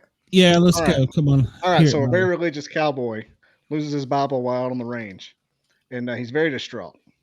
One day, about a week later, here comes a cow walking up. Cow's got the Bible in his mouth. Cowboy runs up to the cow. He says, "It's a miracle." "Not really," says the cow. "Your name was written inside the cover." I don't get it. He loses his Bible. and he's Oh, It wasn't okay. that- Okay. It wasn't a miracle for him to find about a it. week The- later, the cow cow comes walking is- up. Got it. "It's a miracle. My Bible." He goes, I "Not really," love says the that. cow. "Your name was inside the cover." I love that. And I love that you're so Southern. It sounds really funny when you say Bible. That's racist. Bible. How else you You're like supposed to say Bible. Bible. it? Bible? I can say It it like sounds the old, really cute. old Puritan, like the Bible. The Bible. Bible. Bible. Bible. Hey Boy, Luke, what's yours? Not really. Okay, I will so- tell myself the punchline and start laughing just driving down the road. "Not really," says the cow. "Your name was inside the cover." So I couldn't decide on two. I have two. So the first one is from a movie that I absolutely love, and it's not so much a joke as it just is like a really funny anecdote. But the joke is a priest is giving a young nun a lift home from church one day, and as he's shifting gears, he rests his hand on the nun's knee. The young nun looks up at the priest and says, "Father, remember Luke 14:10, Father." The priest withdraws his hand, embarrassed. Next time they stop at a light, he places his hand a little higher up on her thigh. The nun says, "Remember Luke 14:10, Father." The priest apologizes. "The flesh is weak," he says. So he drops her off, and when he gets home, he reaches for a Bible and he flips to Luke 14:10. Anyone know what it says? "Friend, come higher and thou shalt receive glory." So your I had to look at- subject I had to look failure it to up. do so may result in the loss of a golden opportunity. that's true. That's true. And then my Almost other felt to joke be is insulted. I used to be really big on blonde jokes when I was a kid. And my favorite blonde joke that I used to tell when I was a kid was this blonde kept praying to God and she kept saying, "God, I want to win the lottery. Please let me win the lottery." About a week later, she lost her job. She prayed to God again. She said, "God, please let me win the lottery." About a week later, the state came in. They took away her kids because she couldn't afford to feed them. She went out on her lawn and she said, "God, I'm begging you, please let me win the lottery." And the sky suddenly opens up and the sunshine comes down and a big booming voice speaks to her and says, "Holy crap, lady, you need to go and buy a lottery ticket."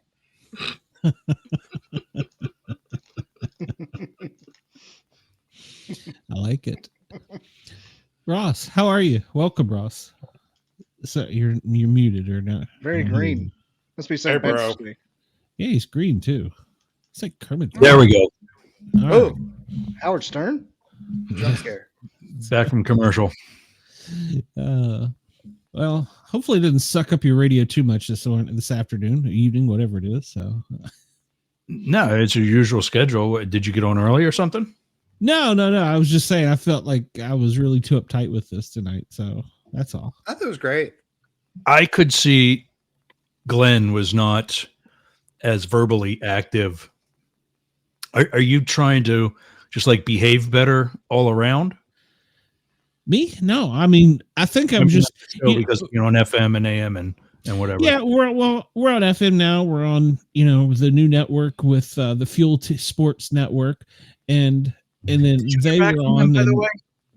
Do we What's have a that? meeting this week? Do we still have a meeting this week? I do not know if we have a meeting. So this is what trips me out about this, and I'm not saying anything negative about them. I have no idea if I'm live or not. I just send it to an RMTP. Bobby probably knows this stuff. Yeah. And they're like, "Oh, it's all good." Yeah. So I was Yeah, like, see, that's "Wait." my thing, with going live down here in Tampa. And also I'm supposed to happen in Atlanta. And I'm like, how do we know? At least now, they join just like everybody else. Well, I mean, Tampa doesn't do it yet, but or rather, Atlanta doesn't do it yet, but Tampa joins through Restream, the way my other co-hosts join, and they just pipe it out that way. But Is BJ still asleep? What? Hey, you're You looked like you were asleep. Me? No. No, fine. Bobby. No, Bobby. He No. looks like he was asleep. I was gonna say, I heard He's looking down.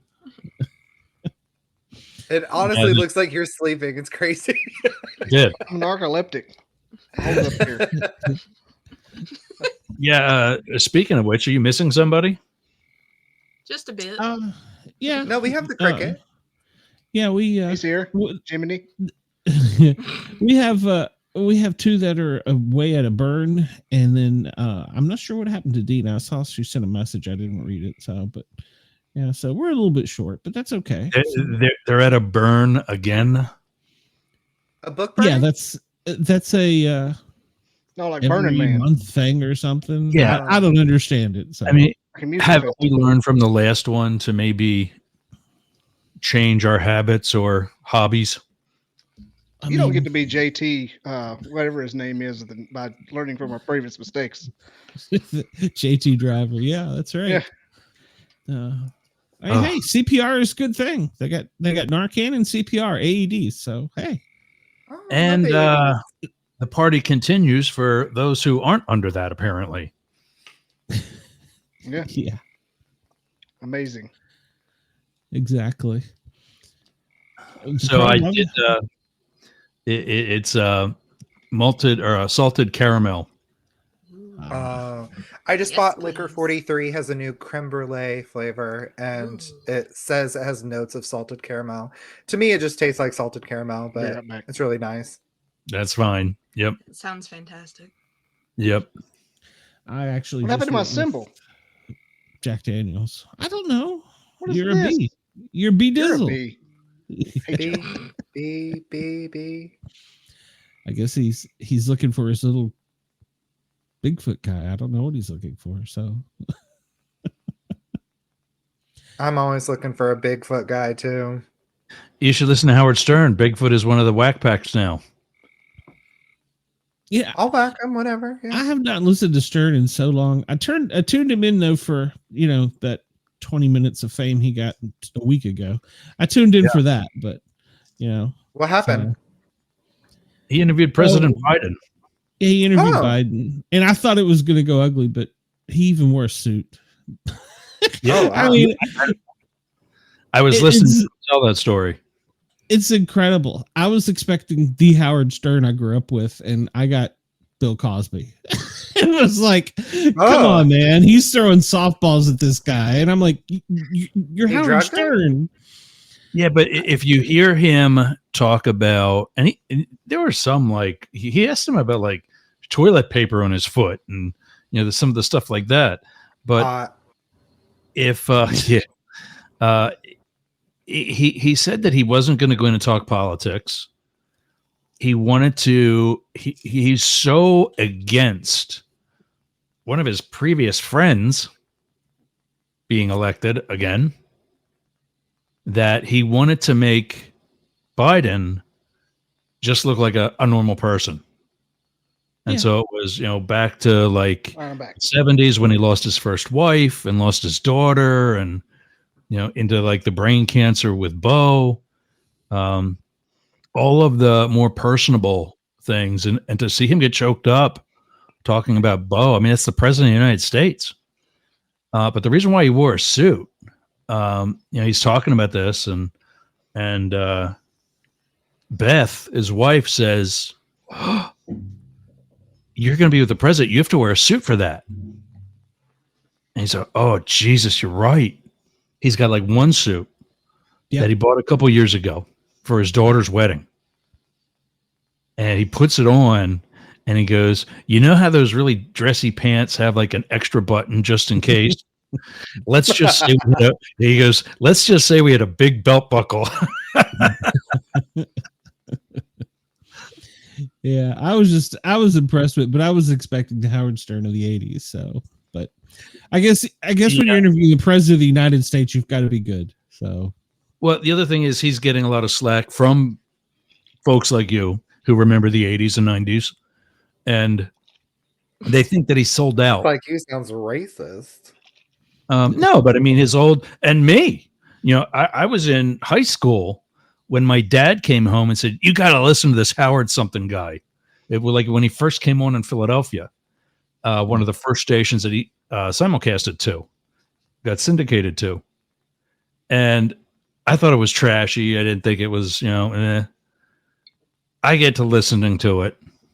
Dad turns and says it's trashy. I go to college and become literally the Howard Stern of Penn State. There's different newspaper articles about me, about how they called me a Howard Stern clone. And so I've read lots of news articles about Penn State. You sound like Howard Stern. I know. You said that before. I remember that. Halloween almost got us. Caramel. What do you got there? Yeah, This what is is it? salted caramel from Davy Crockett Distilleries. It is now a I was breakfast. going to say, is that there's a glare, but it looks like there's a bird on there. I was going to ask, is deer. Oh, well, now you ruined it. I can't. Now I know, so I can't. No, you can't guess. I was going to ask if there was a cock on that bottle. Definitely not. Bird. What do you bottles think? of cock? I was expecting that from Luke. Yeah. You said salted caramel. Oh. I still got that. Oh no. Lunchtime happy hour yesterday. I forget what it was, but Good grief. one of the guys set himself up, and I just knocked it out of the park. And even we could even hear like the guys working the board in Tampa, and everybody just starts laughing into hot mics. And I said something else to follow it up, trying to play it down, and it just made matters worse. I said something else like some group or something like that, and they're all thinking about group sessions, and everybody was embarrassed for me, and I thought it was funny as hell. I thought it was, and so did everybody in like your background and whatever. But yeah, it happens. I love group sessions. Yeah, I miss that. I am in Trump country. Oh, those are the most pent up, crazy ones in the sessions. Yeah, but they're also the ones that I see getting arrested all the time for really bad stuff. Well, it is Florida, so Yeah. Florida man wrestles alligator. Yeah, usually a lot of the good weird news stories you get are from Florida. Although I did read one earlier.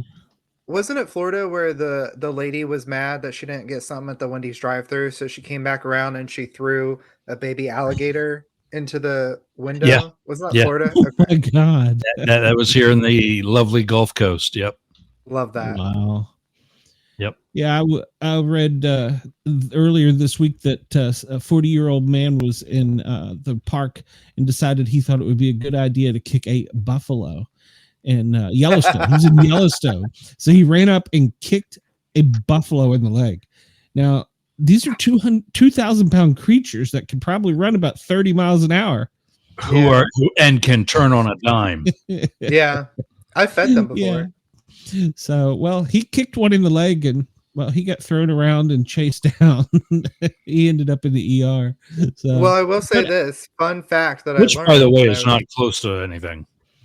Yeah. Sorry, Well, sorry. fun fact that I learned is that we actually don't have buffalo in America. Every single one that we have is a bison, and that they're only called buffalo by people in our country because when the settlers came over, they'd only seen the buffalo in India and they thought it was the same thing, so they called them buffalo, but they're actually different than buffalo. Correct. So America has never had buffalo. We've only had bison. There used to be a big old woman where I worked. We called her the Buffalo. But they called me in prison. Her name was Paula. That's funny. Down home, there's a town called Buffalo, which makes sense because the high school is the Buffalo Bisons. Well, That's great. Look at the NFL. Buffalo Bills have a bison as part of their Buffalo wings. You ever had buffalo Mm. wings? They're not actually buffalo. They're chicken. Yeah. I've heard that. Yeah. Except the one on the commercial. Big That if has- true. Big if true. That's crazy. Conspiracy theories being broken down before your eyes tonight, folks. Like, comment, subscribe, BobbyDizzle.com.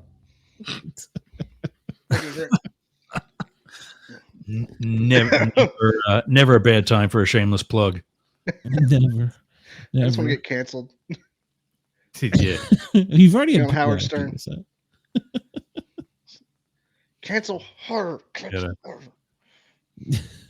I would love to get Work canceled, harder. but I'm just so cute. Nobody wants to cancel me.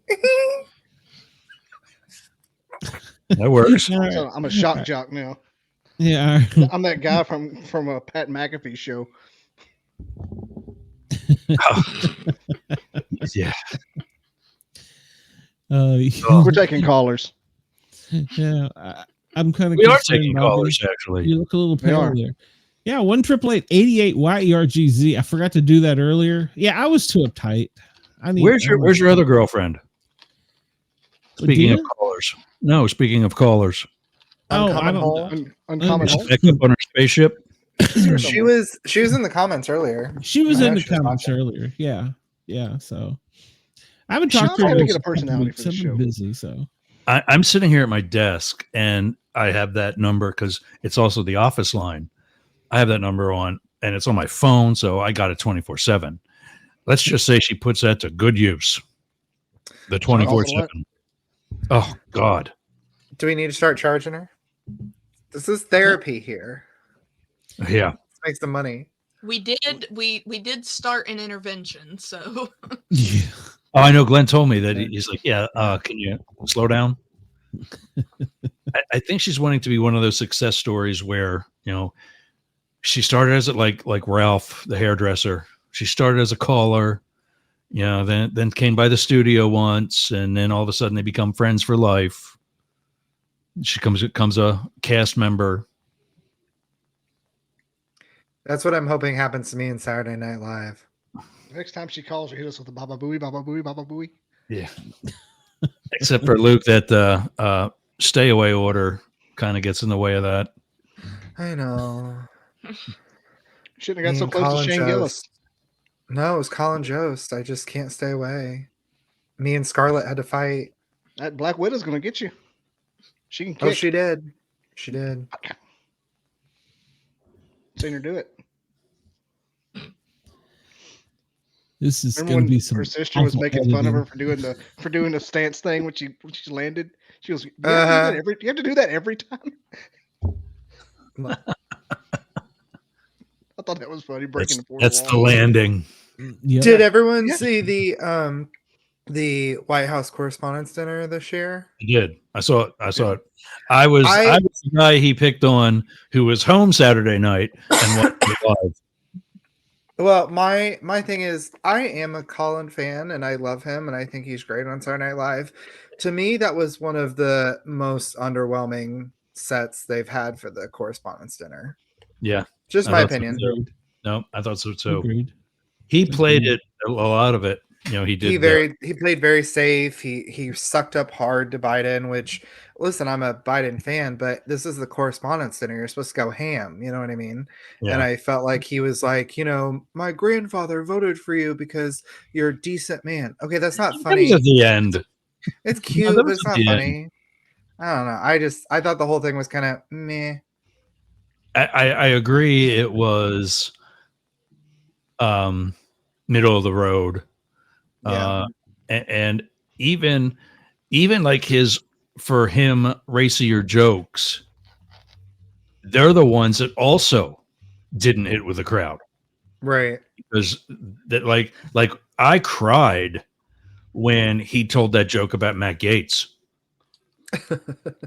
and everybody was like, ooh. What he said, his intro, he said, well, I want to glad to see everybody is here for the nerd prom, except for Matt Gaetz. Was that the real one? Mm-hmm. And everybody's like, oh, well, too soon. And I almost fell off the chair because I knew Bobby that. has hair under the hat. I did not know that. Yeah, I don't think I've ever seen you hatless. That's crazy. Yeah, okay. I have a bald skin fade. It's pretty tight, crispy. I don't know anything about that. I keep it crispy. I've seen some of your earlier photos, Luke. You had a sweet boy band haircut working. Yeah, there's no swing. Right. I can swing now. Yeah. I tried with it going long and I couldn't do it. Did you see some of the older Bobby Tessel videos? Yes. He Yes. had the Sam Kinison look going on. Yes, he did. Uh-huh. I wasn't I don't get to see a lot of comedy, but I wasn't familiar with those guys. I thought they both did well. Kevin said Bobby has cornrows, actually. I've been in jail. Well, I guess this is the perfect time to announce that I'm actually planning this summer to get one of those professional toupees put on. See how I can rock it. Sweet. I'm going to try it. Really? Are you serious, or am I? Yeah, I'm being dead serious. Oh wow! Yeah. What color hair? Well, I'm naturally blonde, so I was looking at like a ashy brown or like a Rick dirty James. blonde kind of thing. But Jerry. Did you? I'll probably lose just your pop a shave? huge afro. Yep. Did you actually lose it, or did you lose it because you shave it frequently? It's there. I am just very thin on top. So Okay. I have tons of hair on the sides and the back. I just shave it every couple days because when it does fill in, it's just the top is You don't very wanna have the thin and you Q-tip can look. see through it. Yeah. Yeah. Yeah, you And don't so wanna I get was finally Q-tip. like, it was just kind of, I originally, when it was getting thinner and thinner, I started using this powder called kabuki, and it like powders in, it's magnetic and it clings to your hair so that you can't see through it. Kind of like the spray. But it was too much work. So I was like, screw it. And I just started shaving it. But I've had so many things with business the past couple years where people are like, they always refer to me as that bald guy. And it really drives me nuts. Like, I don't know why. I just hate it. They're like, oh yeah, that bald guy. And I I'm used like, to get "What?" referred that way in the locker room, but didn't. I know, right? I'm like, they could refer to me as that guy with that 9-inch dick. They could refer to me as that guy with the cute bubble butt, but they're always like that bald guy. So I feel like if I get hair back on my head, they'll focus on the positive features. You know what I mean? They'll say the carpet dealer. That's right. That's right. I don't know that I'll And the carpet recognize finally you when won't you do match that. the drapes. So are you have, because of the radio? I know when I asked you about your schedule the other day, you said that it's the first hour, then they are the second hour, and so on. Is this whole show then FM now? Yes. Yeah. Because remember you're just doing the 1 hour, and then you were. I didn't mean to cuss then. My bad. Yeah, I dropped one too. My bad. I thought we were not. I've gotten so. At first I was editing every syllable out, and then I got to the point where I was like, you know what? They've got professional things for this. And then I heard which don't work, by the way. WRFN in Nashville. I heard Bobby get one and MF out, and I'm like, oh God, I'm gonna get a call. Nobody said a word. I was like, okay, well, slip one past the goalie. That's what I do. You did. You were in the, what is it, the 5-hole or whatever they call it. So did you see that, by the way? Did any of you actually watch hockey? Occasionally I will, but I haven't. There's this new thing that I've noticed this year, and maybe it's been in years prior. The goalies are down on their knees now, and their leg Just the way we pads like 'em. are kind of sort of to the side, so that they're level when their knees are on the ice. And that's what closes the 5-hole that you were referring to, as opposed to just keeping your stick down. Now I'm seeing all these goals, going, as we call, upstairs, in the top part of the net. And I'm like, what are you doing? But anyway. Pleasing the people. My funniest hockey story was I went to see a minor league hockey game in Knoxville, and they had the singer. I don't know. The University of Tennessee was introducing their hockey team, and they introduce all these guys' names, and they're like French, and none of them are from East Tennessee. I mean, it's quite obvious. They've got Right. long syllable names, and they're Canadian, they're French. And then they introduced the goalie, literally pushed this guy out in front of the goalie. This is Bubba from Maynardville, Tennessee. And I thought, oh my God. Guys, hang on one second. Uh-oh. He's got an emergency. So, well, I'm glad at least Jean he's Brassois. yeah. Now, I don't watch hockey often. I will now that the playoffs are in, but I don't. It's like basketball. I don't really follow. I like watching hockey. Do you really, or are you just saying that? No, I'm being dead serious. Yeah, I just honestly, I love when men get super aggressive with testosterone. It's really hot to me. So hockey is great to watch because it really turns me on. Okay. Sounds gay, I'm in. I was just about to say that sounds gay. I'm in. When they start aggressively like shoving and fighting, I'm like, oh yeah, spit in his mouth. Like it is just such a tease for me, for sure. I'm trying to find this goalie. I think. I'm trying to find the goalie too. Oh, there he is. For sure. Talking about these 5 holes or something. I'm looking for it. Huntsville's a big hockey town because of all the people moving in from God knows where. So we got a big hockey team here, so we go that kind of thing all the time. My high school in Tennessee has a lacrosse team now, for Christ's sake. Too many of them have moved in. Huntsville's just like Austin, Texas. My hometown has a boys lacrosse now. Yeah. That's the thing. I know. My nephew played it. My nephew actually played it for a while. But listen, I just feel like lacrosse is just kind of gay and not in a good way. Yeah. But what about pickleball? Does anybody follow that? Mom and Dad. I have no idea what the hell pickleball is. Major League Pickleball or something. Unless you're like, we're literally trying to take a bite out of a pickle and then throw it back in the jar, I'm not interested. Yeah, pickleball is what my husband and I play on a Saturday night. Oh. Yep.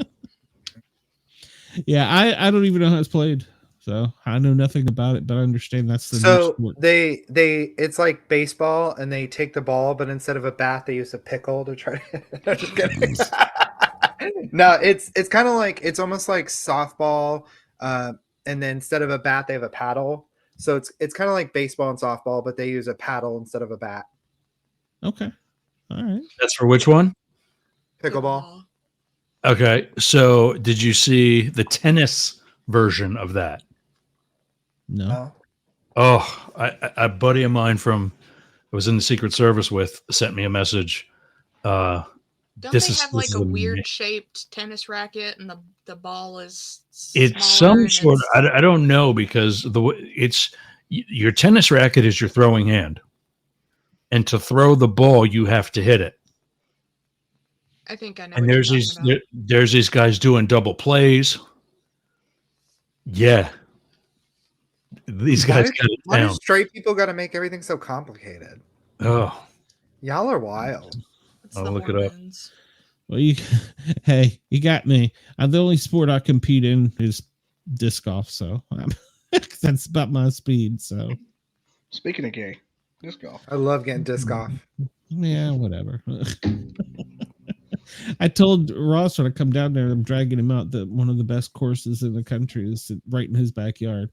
So I'm dragging him out there, making him play. I love to be in Ross's backyard. Well, it's not what it used to be. At least he's I'll on. definitely check all my drinks before I've got lots of weeds to pull. Weeds to pull. I got to bring some mounds back in, some landscaping. There's Manscaped for that. Yeah, there's Brazilian wax tools for that.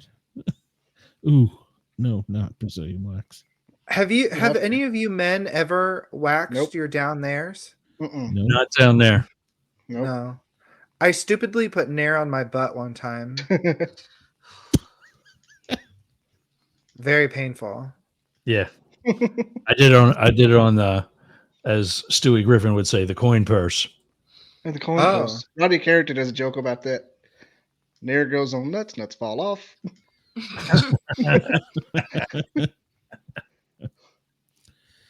Shay, have you ever had a Brazilian wax? I have not. But I unfortunately in the family genes is just we have really bad. Are you Italian? Female mustaches. Mediterranean? No. What's in the genes? All the, like, on my dad's side of the family, all the women have like really thick facial hair, and That is so I tried. hot. I tried Nair for it, and I was like, my whole upper lip was just red, and I was like, I'm never doing this again. Yeah.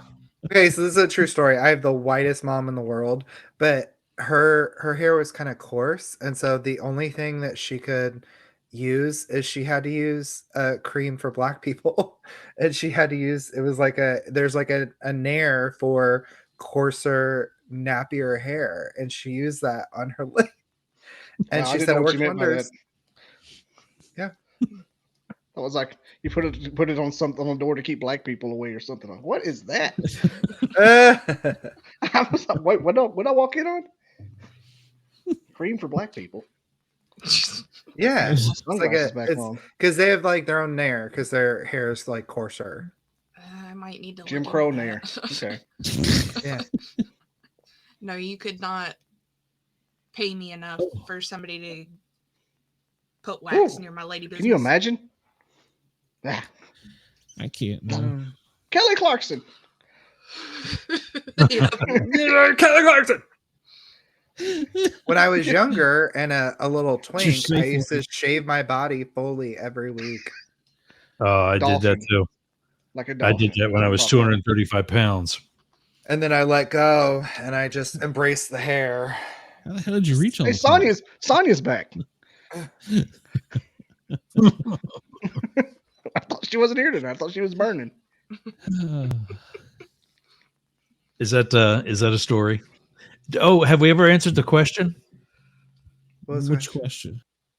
Can what's JT's sidekick? Shelton. Shelton. And Shelton talk while JT's munching? We plead the fifth. So, so the gay guy is confused with that question. Or I should say the other gay guy is confused with that question. That should be kind of a clue as to what I'm referring to. Is this a When straight thing? JT is eating No, tuna, it's- as it were. You have to spell it out for Luke. Who is- That one, your joke, you've got So, It's so 2024. Who eats tuna? Yeah, I would say that if his mouth has to Sashimi. move when he's not, then I would say it's probably a no. It's going to be muffled. Speaking of muff, Yeah, exactly. That's what we're talking about. Yeah. That actually reminded me of my joke that you told me to bring. Yeah, what was your joke? So this guy is working at the grocery store, and he's putting all sorts of vegetables out, and lady comes up to him and says, "Excuse me, sir, could you tell me if you have any broccoli?" As it says, "I'm sorry, man, we don't have any broccoli." And she goes, "Okay." She comes back about 2 or 3 minutes later. Says, "Sir, where is the broccoli?" And we don't have any broccoli. She says, "Okay." She comes back again. You're like really pumping her arms and says, "I need to find broccoli. Where is your broccoli?" "Lady, I told you before, we don't have broccoli. You're going to have to come back." Where'd he go? we lost him again. He's looking for Again, broccoli. He's back in the third dimension.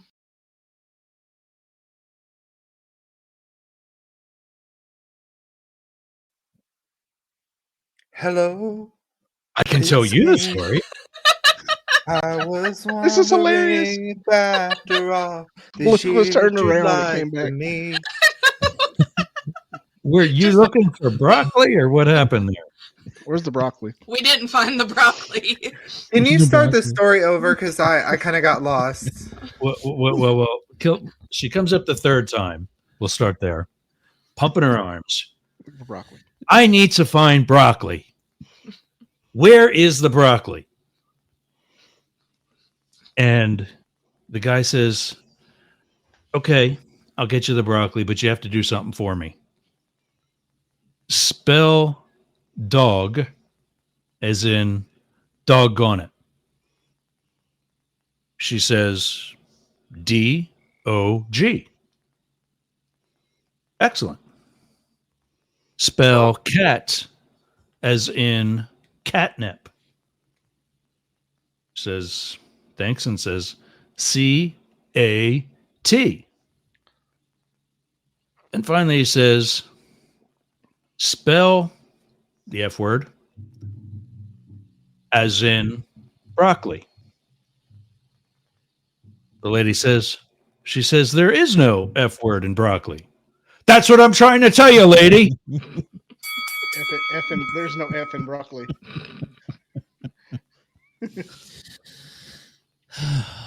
I just heard myself in the kitchen.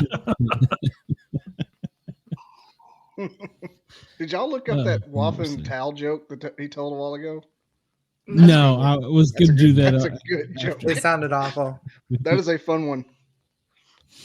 I was going to do Waffle that. pal, is that what it was? The wafting towel. Wafting the towel. It's like it was it- blue it- waffles. Oh, yeah. Me and my friend, my friend Randy and I used to share a Netflix account, and we used to practice changing each other's account names, different stuff. Like it's just really offensive because no one else could see it. And his blue waffle surprise, and then Netflix took the the sharing thing away, and so now it's just immortalized blue waffle surprise. We would change each other's pictures and everything on there. Never knew what we were going to get every time we logged in. He'll forever be known as Blue Waffle.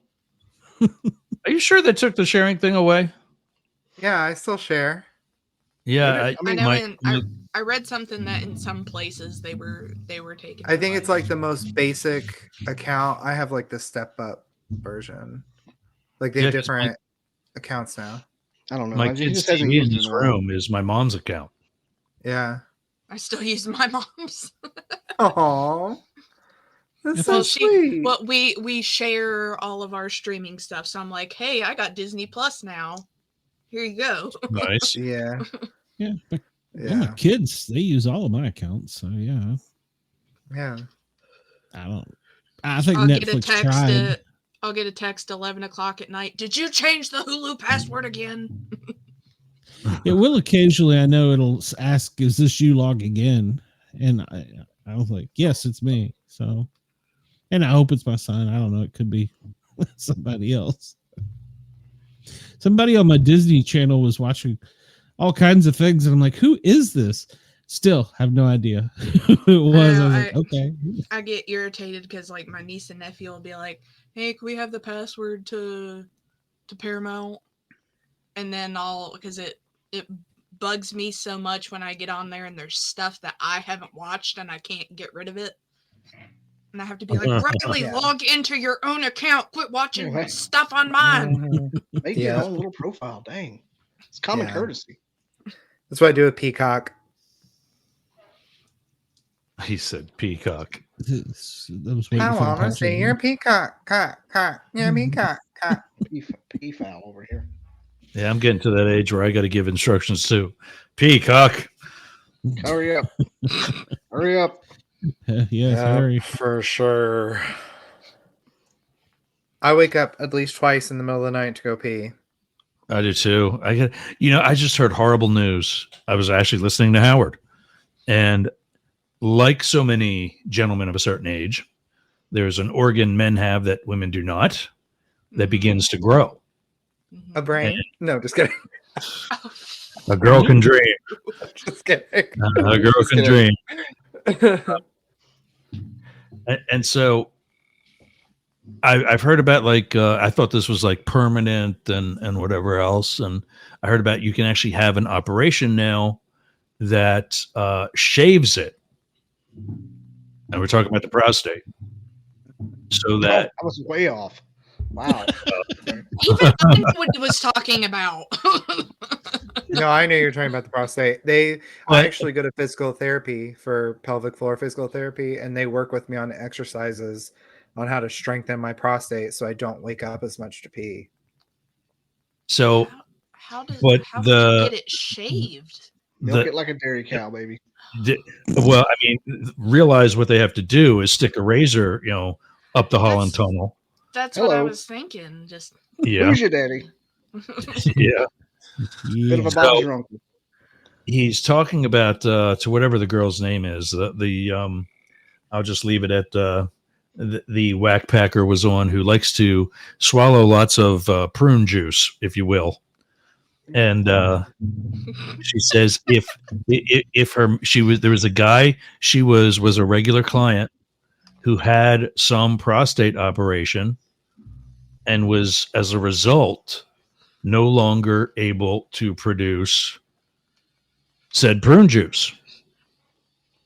And she dropped him like a bad habit. She wouldn't see him anymore, even for professional reasons. You say she wasn't semen anymore?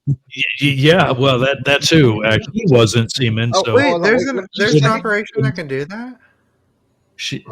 yeah, but I don't know why you would want to.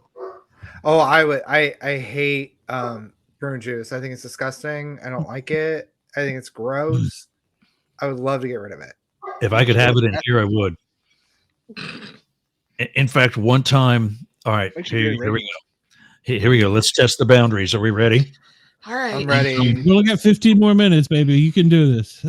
Well, one time I was on the video phone, we'll say, I bet with you were. another gentleman near and dear to my heart, and To his heart. Okay. we were missing each other. Mhm. And it was earlier in the day, so I'm walking around like I just got out of bed, without the pizza. Correct. Okay. And for those of you wondering, No, we there's know. know. there's a very famous tumbler Yep. with me on the side of it and a You pizza. need me to share it That's real it. quick? Nobody's And, bought me one yet. I'm still waiting for mine. yeah. Speaking Dr. of which, where's Warren? Warren, Yeah. Warren, since he went back to school, he's kind of left us. He's smarter than us. He's in Where'd Todd engineering go? school now. We're friends with him, So. Todd. I didn't I know think I'm Warren a- ever went to school. I think I made Todd mad. So You made me That mad. was like 6 months ago, though. I know. yeah, well, he doesn't apparently get over it. So, and the thing was, it wasn't even directed at him. It was directed at Brenda. So I think She he got actually upset doing all right? because he realized we could never be together. she was messaging me earlier, telling me my show was bombing. So That's who it was? that was one of them. Yes. Oh my So- god. And I got like I heard you say that. one. So. I was still in my kitchen when you had the other guys on, and I heard you say that. And I'm like, I know you have to tone certain things down to be on FM, and you're growing that, and you're still using plenty of innuendo. You'll tweak it to the right level. The Oh, yeah. people who are bitching are your old school fans who, like you guys were saying earlier, it's hard to do. I mean, look at the joke I just told. It would have been so much better if I could have dropped the F-bomb. You could say no effing broccoli though. That's kind of cool. Yeah, I guess I could have worked it that way. It kind of makes the same point. There is no effing broccoli. What were you talking about? A cup full of prune juice? What was happening? Did we get off that? See, Somebody did. Did Are we somebody? getting Oh, back you to were the story? you were videoing with some guy Okay. with pizza Yeah, or something. so I'm about to add cream to the coffee, if you will, Shangri-La. and so Mocha soy. that's what I did. I Ew, put it into my coffee. It is delicious. that's disgusting. I started That's giggling so hard. Hey, look at Shay. This is going to bring down the entire economy of Southern California. You know that, don't you? and he's looking at me like, "What's so funny?" I'm like, "It's delicious." He says, "I'll call you later."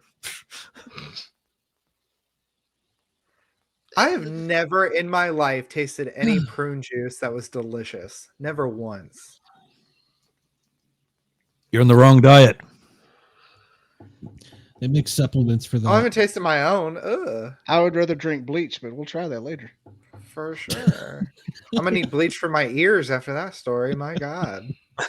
Glenn, if you ever needed to clip something out for TikTok, I think you got your viral clip now. There you go. My best friend said that he loves it so much he wishes he could fill a bathtub with it and just roll around and squish in it.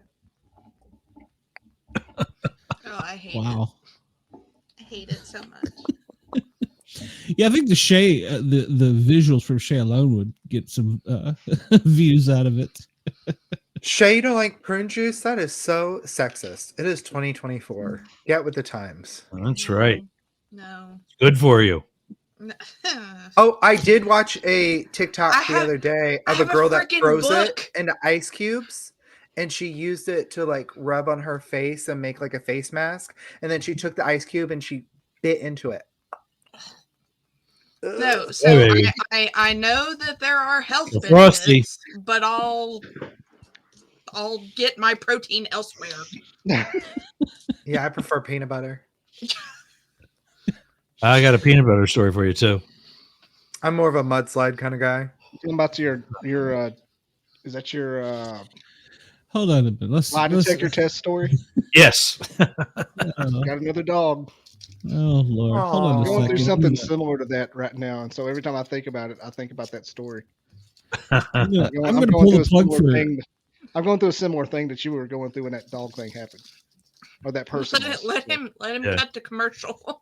Sorry. Yes, yeah, that's what I'm trying to do. So you can Ladies and tell her. gentlemen. Yes, WDJY, WRFN. We appreciate it. We will see you next week. And thanks for tuning in. And I'm going to Wait, push a I button and go. Hold on. Wait. You cut people out total? Well, no, this is just for FM. We'll still be going live and everything, but this is my. No, but I cue mean, I wanted that to go out on the FM too, though, if I can, the announcement. oh, well, you got a few extra minutes if you hurry. All right. So Maybe push a button on you. you guys are on Yerg's radio right now. Correct. And within the next couple of weeks, you will be able to simulcast to an additional Yerg's media station called, Luke, you ready for it?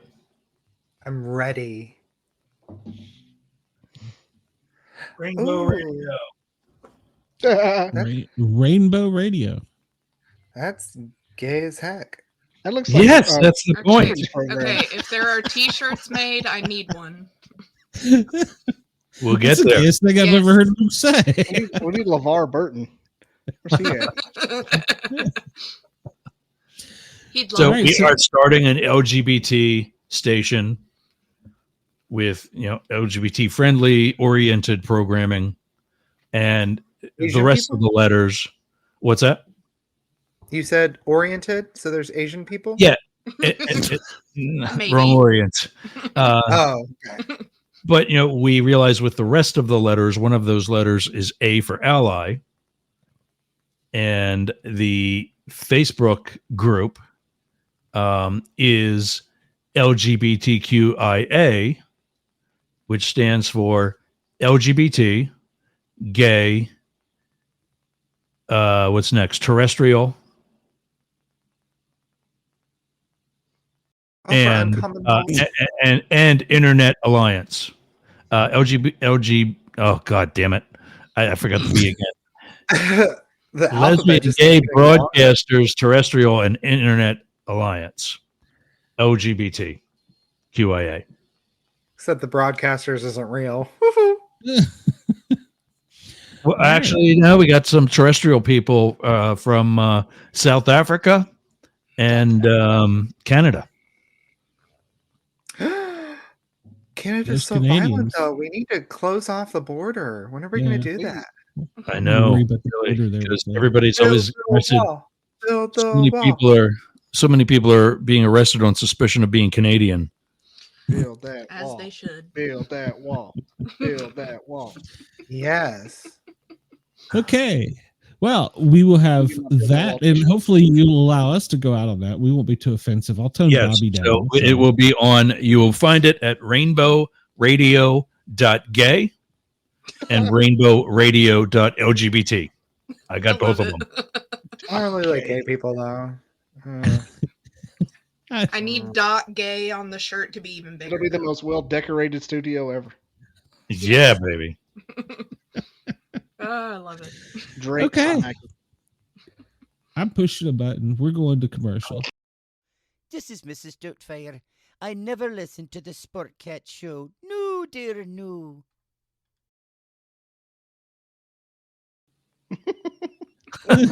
Doubtfire. No, I just like the. I had to. It's a run by. All right, so we're. I don't. As far as the Fuel TV network, I have no idea. Can I say curse words? You know what? I'm going to allow it, and if they tell me not to, Oh, thank Jesus! Christmas on a cracker, Frank. I think our show will be aired after 10. Well, hell, we're on. Yeah, because we're on the stick. Oh, we did have there. They just like stick in the goddamn box and listen to whatever the fuck you want. For Christ's sake, The most I've ever heard. There's the most I've loosened up the whole night. Jesus Christ. There's the old Glenn we knew and loved. Listen, when I'm having sex with a guy, the question I hate most is always every guy that was never hugged by his parents always asks the same question during sex. They always say, "Oh, where do you want me to come?" Oh, that's gross. I'm like, in the garbage, the toilet, we can flush it. You do it in the shower, we can spray it down. Like, get it away from me. What's your husband do? Disappoint me.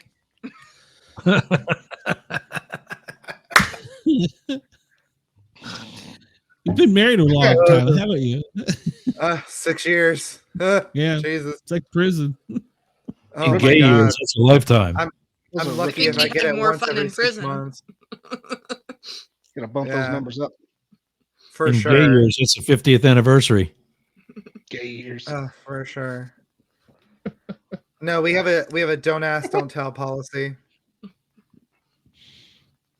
Okay. Is that with regards to recess and other extracurricular activities? Mm-hmm. Listen, I'm simple. I'm a man. Okay, I need a some kind of red meat, preferably like a fillet or something, and I need an orgasm. That's all I need for my weekly happiness. Okay, that's all I need. I feel like I could say the same thing as a woman. Yeah. Do you both go to Home Depot? We're not lesbians. Typically Lowe's. Home Goods. Sometimes that's more for versatile people. It's like the bisexuals place. What was We got that? a big nursery here that it's frequented by the local population. They like to get their plants. By the local population? Yeah, the local gay population. Do they live on a road? Do they? They live on their own compound. Remember, he's in Alabama. Are they cousins? There a cousins? lot. You'll see them there a lot. You're like, oh, look at the lovely couple. That's why I don't like driving through Alabama. I can't tell if they're cousins or a couple. Sometimes Don't go both. to Alabama. Just don't stop. I will Just don't say stop to one hit the time, Yeah, roll them up. back in the olden days when I had a Garmin and Garmin did not predict traffic, it just gave you the street and everything. It took me through the back roads of Alabama to get down to Florida, and it was terrifying. I thought I was gonna die. You're gonna make it. Yeah. You're gonna live. Literally went 45 minutes, and all I saw was one trailer where this baby had like 4 teeth on the side of its face. It was terrifying. That was my house. How dare you? I didn't want to say it, but I was about to. Hopefully Yeah. your kid is at dental work since then. Which one? He's got like 12. I have so Oh many my kids. God. He almost has a full mouth of teeth. Condom. I'm Catholic. I can't wear a condom. Kidding me? Yeah, but you could get an abortion and then ask for forgiveness later. No, you can't do that either. That's murder. His wife did like prune juice, so Yeah. he's screwed. Let's not jump to too many conclusions. Hey, so Let's not jump to too many conclusions, Glenn. Ron Yeah, you're White. assuming they're all his. Yeah. A couple of them Ron- sound dark. Ron White sitting at home with his wife watching the HBO thing about the sex thing, and they're talking about the gay, the straight porn actors who do gay video, and the one guy says, I was just in a scene with 5 other guys and I'm not gay. And Ron White's like, Gayer than me. gayer than I am. So talks about how that started his wife off on a conversation about for birth control. She said, we should make a pill that guys can take a couple hours before sex that turns their semen into a chocolate flavor. And women would be much more inclined. Oh, yeah. I've heard that one. And Invest that money in a product. I think that would cause homosexuality to rise. More guys would be like, hey, homie, let me get some chocolate. I'm hungry. Yeah. So he's having a conversation with his cousin. Where do I invest? Yeah. He's having a conversation with his cousin, and his cousin's just like your basic Alabama, somewhere south redneck. That's offensive. And Ron just says, "Come on, man, we're all a little gay." How dare you? And he says, "Come on, man, we're all a little gay." Cousin says, "Absolutely not. That's disgusting." Ron says, "We're gay, and I can prove it." He says, "All right. What happened? Prove it." Me? And Ron says, "Well, you like porn, don't you?" I can recite this joke word for word, but I'm gonna let you tell it. Yeah. I know, me too. You like porn, don't you? He says, "Yeah." You like nice woman with big breasts and all the parts right where they belong? Yeah. And the guy, you want him to be small and soft? No, I want him to have a big heart. And Rhonda goes, "You like chocolate?"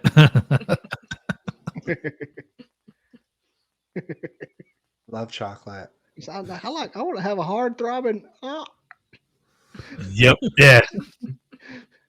With that one, guys, I've actually got I've got a dog that's chirping in the next room. That's what we call a clue in the law enforcement community. Like I'm gonna have a crime scene if I don't get up out of this chair. You found your stash? Well, if your dog is chirping, you might need to go take care of it. Yeah. Usually chirp. Sure, it's not a parrot. Yeah. He's got to go walk his parrot. Yeah, unfortunately, he doesn't have wings, so he's going to have to get outside some other way. But awesome time. Good show earlier. I don't care what Brenda says. Never really cared what Brenda says. Fuck Brenda. Yeah, exactly. Okay, we're off that. We can. Oh, damn it. We're off what? No, I'm still on your show. I mean, No, that's fine. I'm not worried about that. By the way, you need to do more regular forwarding to me of your edited episodes too. yeah, I got to get in the habit of that. Because I'm finally into a rhythm where I can keep that playlist updated as well. Okay. So it's not, I was playing the one This Week in Outrage by David Beckmeyer and his wife for like 4 months. And yeah, so now he's sending me those too. And everything's got a good rotation. Like for WDJY, I am caught up until next Sunday.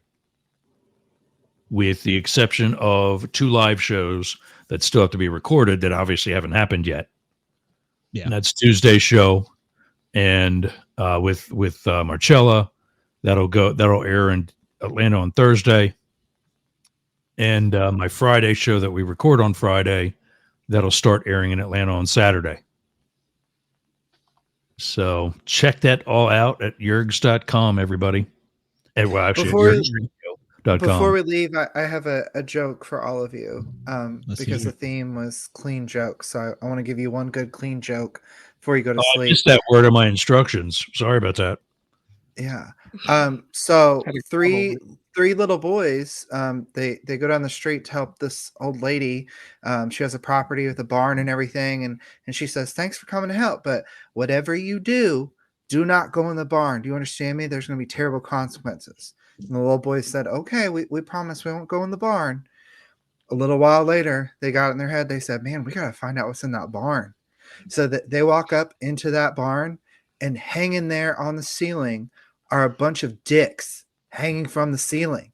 And they're terrified. And the old lady walks in. She said, "I told you not to come in this barn or there's going to be serious consequences." She said, "Now pull them out." She looked at the first little boy. She said, "Okay, what does your daddy do?" He said, "My daddy's a butcher." So she took a knife and she cut his dick off. And she hung it up there on that ceiling.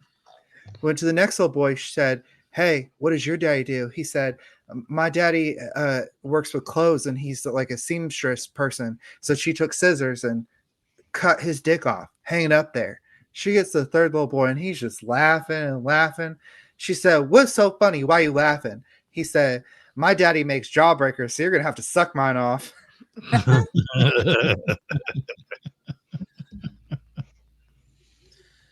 At least you kept it clean. It was. I know, Thank right? God. Thank you. I It know. I like to think of myself as a Christian artist, so What's it called? doing it for the Lord. What is blue comedy? That's the dirty comedy. Blue comedy. That's why I do comedy when I'm sad. If you work blue, it means it's dirty, isn't it? Know what that means? I have no idea. Yes. Blue means it's raunchy. I didn't know that. Yeah, like Yeah. Chappelle and Rogan's blue. Yeah.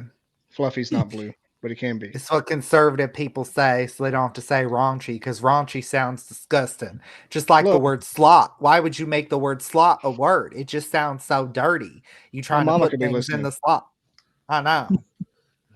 Hi, Mama. I love your slot. She's asleep. It's too late. She'll watch it on Wake her the YouTube. fuck up. I got church in the morning. Me too. I'll see you down at the potluck. Don't forget to bring your chitlins. Ironically enough, I don't. So I'll be back I do here it all again the time. tomorrow. yeah, I was gonna say we got a show we're gonna tape tomorrow. So yeah, Nice. we're gonna get caught up on that. And then next week, I was trying to look ahead. I haven't got anybody signed for the Grid and Guardian show yet, so I'm not really sure what I'm doing there yet. But on Wednesday with the Para OR Normal Guyz, we have. Hold on, I'm looking it up as we speak. Whoa. I should have done this before. We have Sin Schrader as an author and publisher. So from Tennessee. She's Wait, Sin's coming on? Yeah, she's written about the ghosts in Tennessee. So yeah, She's the one gonna that be on wrote that Wednesday. book. Yeah, she's coming on next Wednesday. She wrote that book I sent you. That's why she's coming. That's right. I'm gonna take That's care my of her. friend. She lives 10 miles from me. Well, you're more than welcome to drop in if you want. So, and then Bring her after into the Dizzle Studios. that- She's yeah. already been here. I've met her in person. We're friends. I know. Well, you can still drop in. All right, I'm hearing more chirping, gang. Better All hurry. right. Bye. See ya. No, then we after that, we have- all that. We Yeah. have Touchdown Tommy. He's got a story about ongoing battles with brain disease after football. So we're going to talk about that Oh. when he's seen some things. So, Well, Got to talk to him about the Giants. yeah. yes. Yes. So we got that. So that's us for next week. We got the Lipman on football on Monday night, then the Para OR Normal Guyz Wednesday night. I am on the Finline Rock Station Tuesday and Thursday from noon to 1400. That's 2:00 for you civilian folks. And then Friday's the Grid and Guardian gang. And then back here again next week. I don't think we have any guests next week lined up, do we, Sha? No, you have to look at my video I sent you. Oh, okay. Right now. No, for Gin and for Saturday. Starting Gun, I'll send you a friend of mine who does a lot of the collecting from when he was in the service with me. Okay, cool. And then Yeah. I'll be on Bracket Bastards on Sunday. That's right. Cheyenne's getting out there. She's going to be on Bracket Bastard. What are you talking about, Cheyenne? Boobs. My favorite. Nice. Yeah. Bobby, So, you be Bobby. the head of the whack pack there. The whack Bobby, pack. what do you got going on? Oh, me? I've Yeah, got a you guy little tomorrow you. night. It's a He's got a guy. paranormal team. They're they do investigation. He builds the boxes, the rim pods and stuff, voice boxes. Oh, And I can't think of their name, but they'll be on tomorrow. They're really fun people. I I've got to got- learn more I've about got- that. I'm trying to figure out how that works. What are you doing, Luke? Tune I've in got tomorrow two night. gu- I've got 2 guys coming over. We're gonna take a trip to Paris. One night in Paris. There you go. all right. And I'll be home here in Tampa all by myself on a Saturday night. Don't have too much fun. Yeah, sounds like fun. Sounds like too much fun. I am Music not playing or exit music playing. Tuesday and Thursday, 11 a.m. for Psycho and the Psychic. And Friday at 12 noon for the lunchtime happy hour. We're rebranding that, so you might find another name next week. But something that tells better that's my politic than has 3 knuckleheads, myself included. There you go. All right. Luke, you're coming back next week, right? We didn't run you off. Of course. Right? Yeah. All right, good. Nice. I enjoy having Luke. So. All right, ladies and gentlemen, boys and girls, children of all ages, we are out of here. Hey, everybody. Bye. Thanks for having me.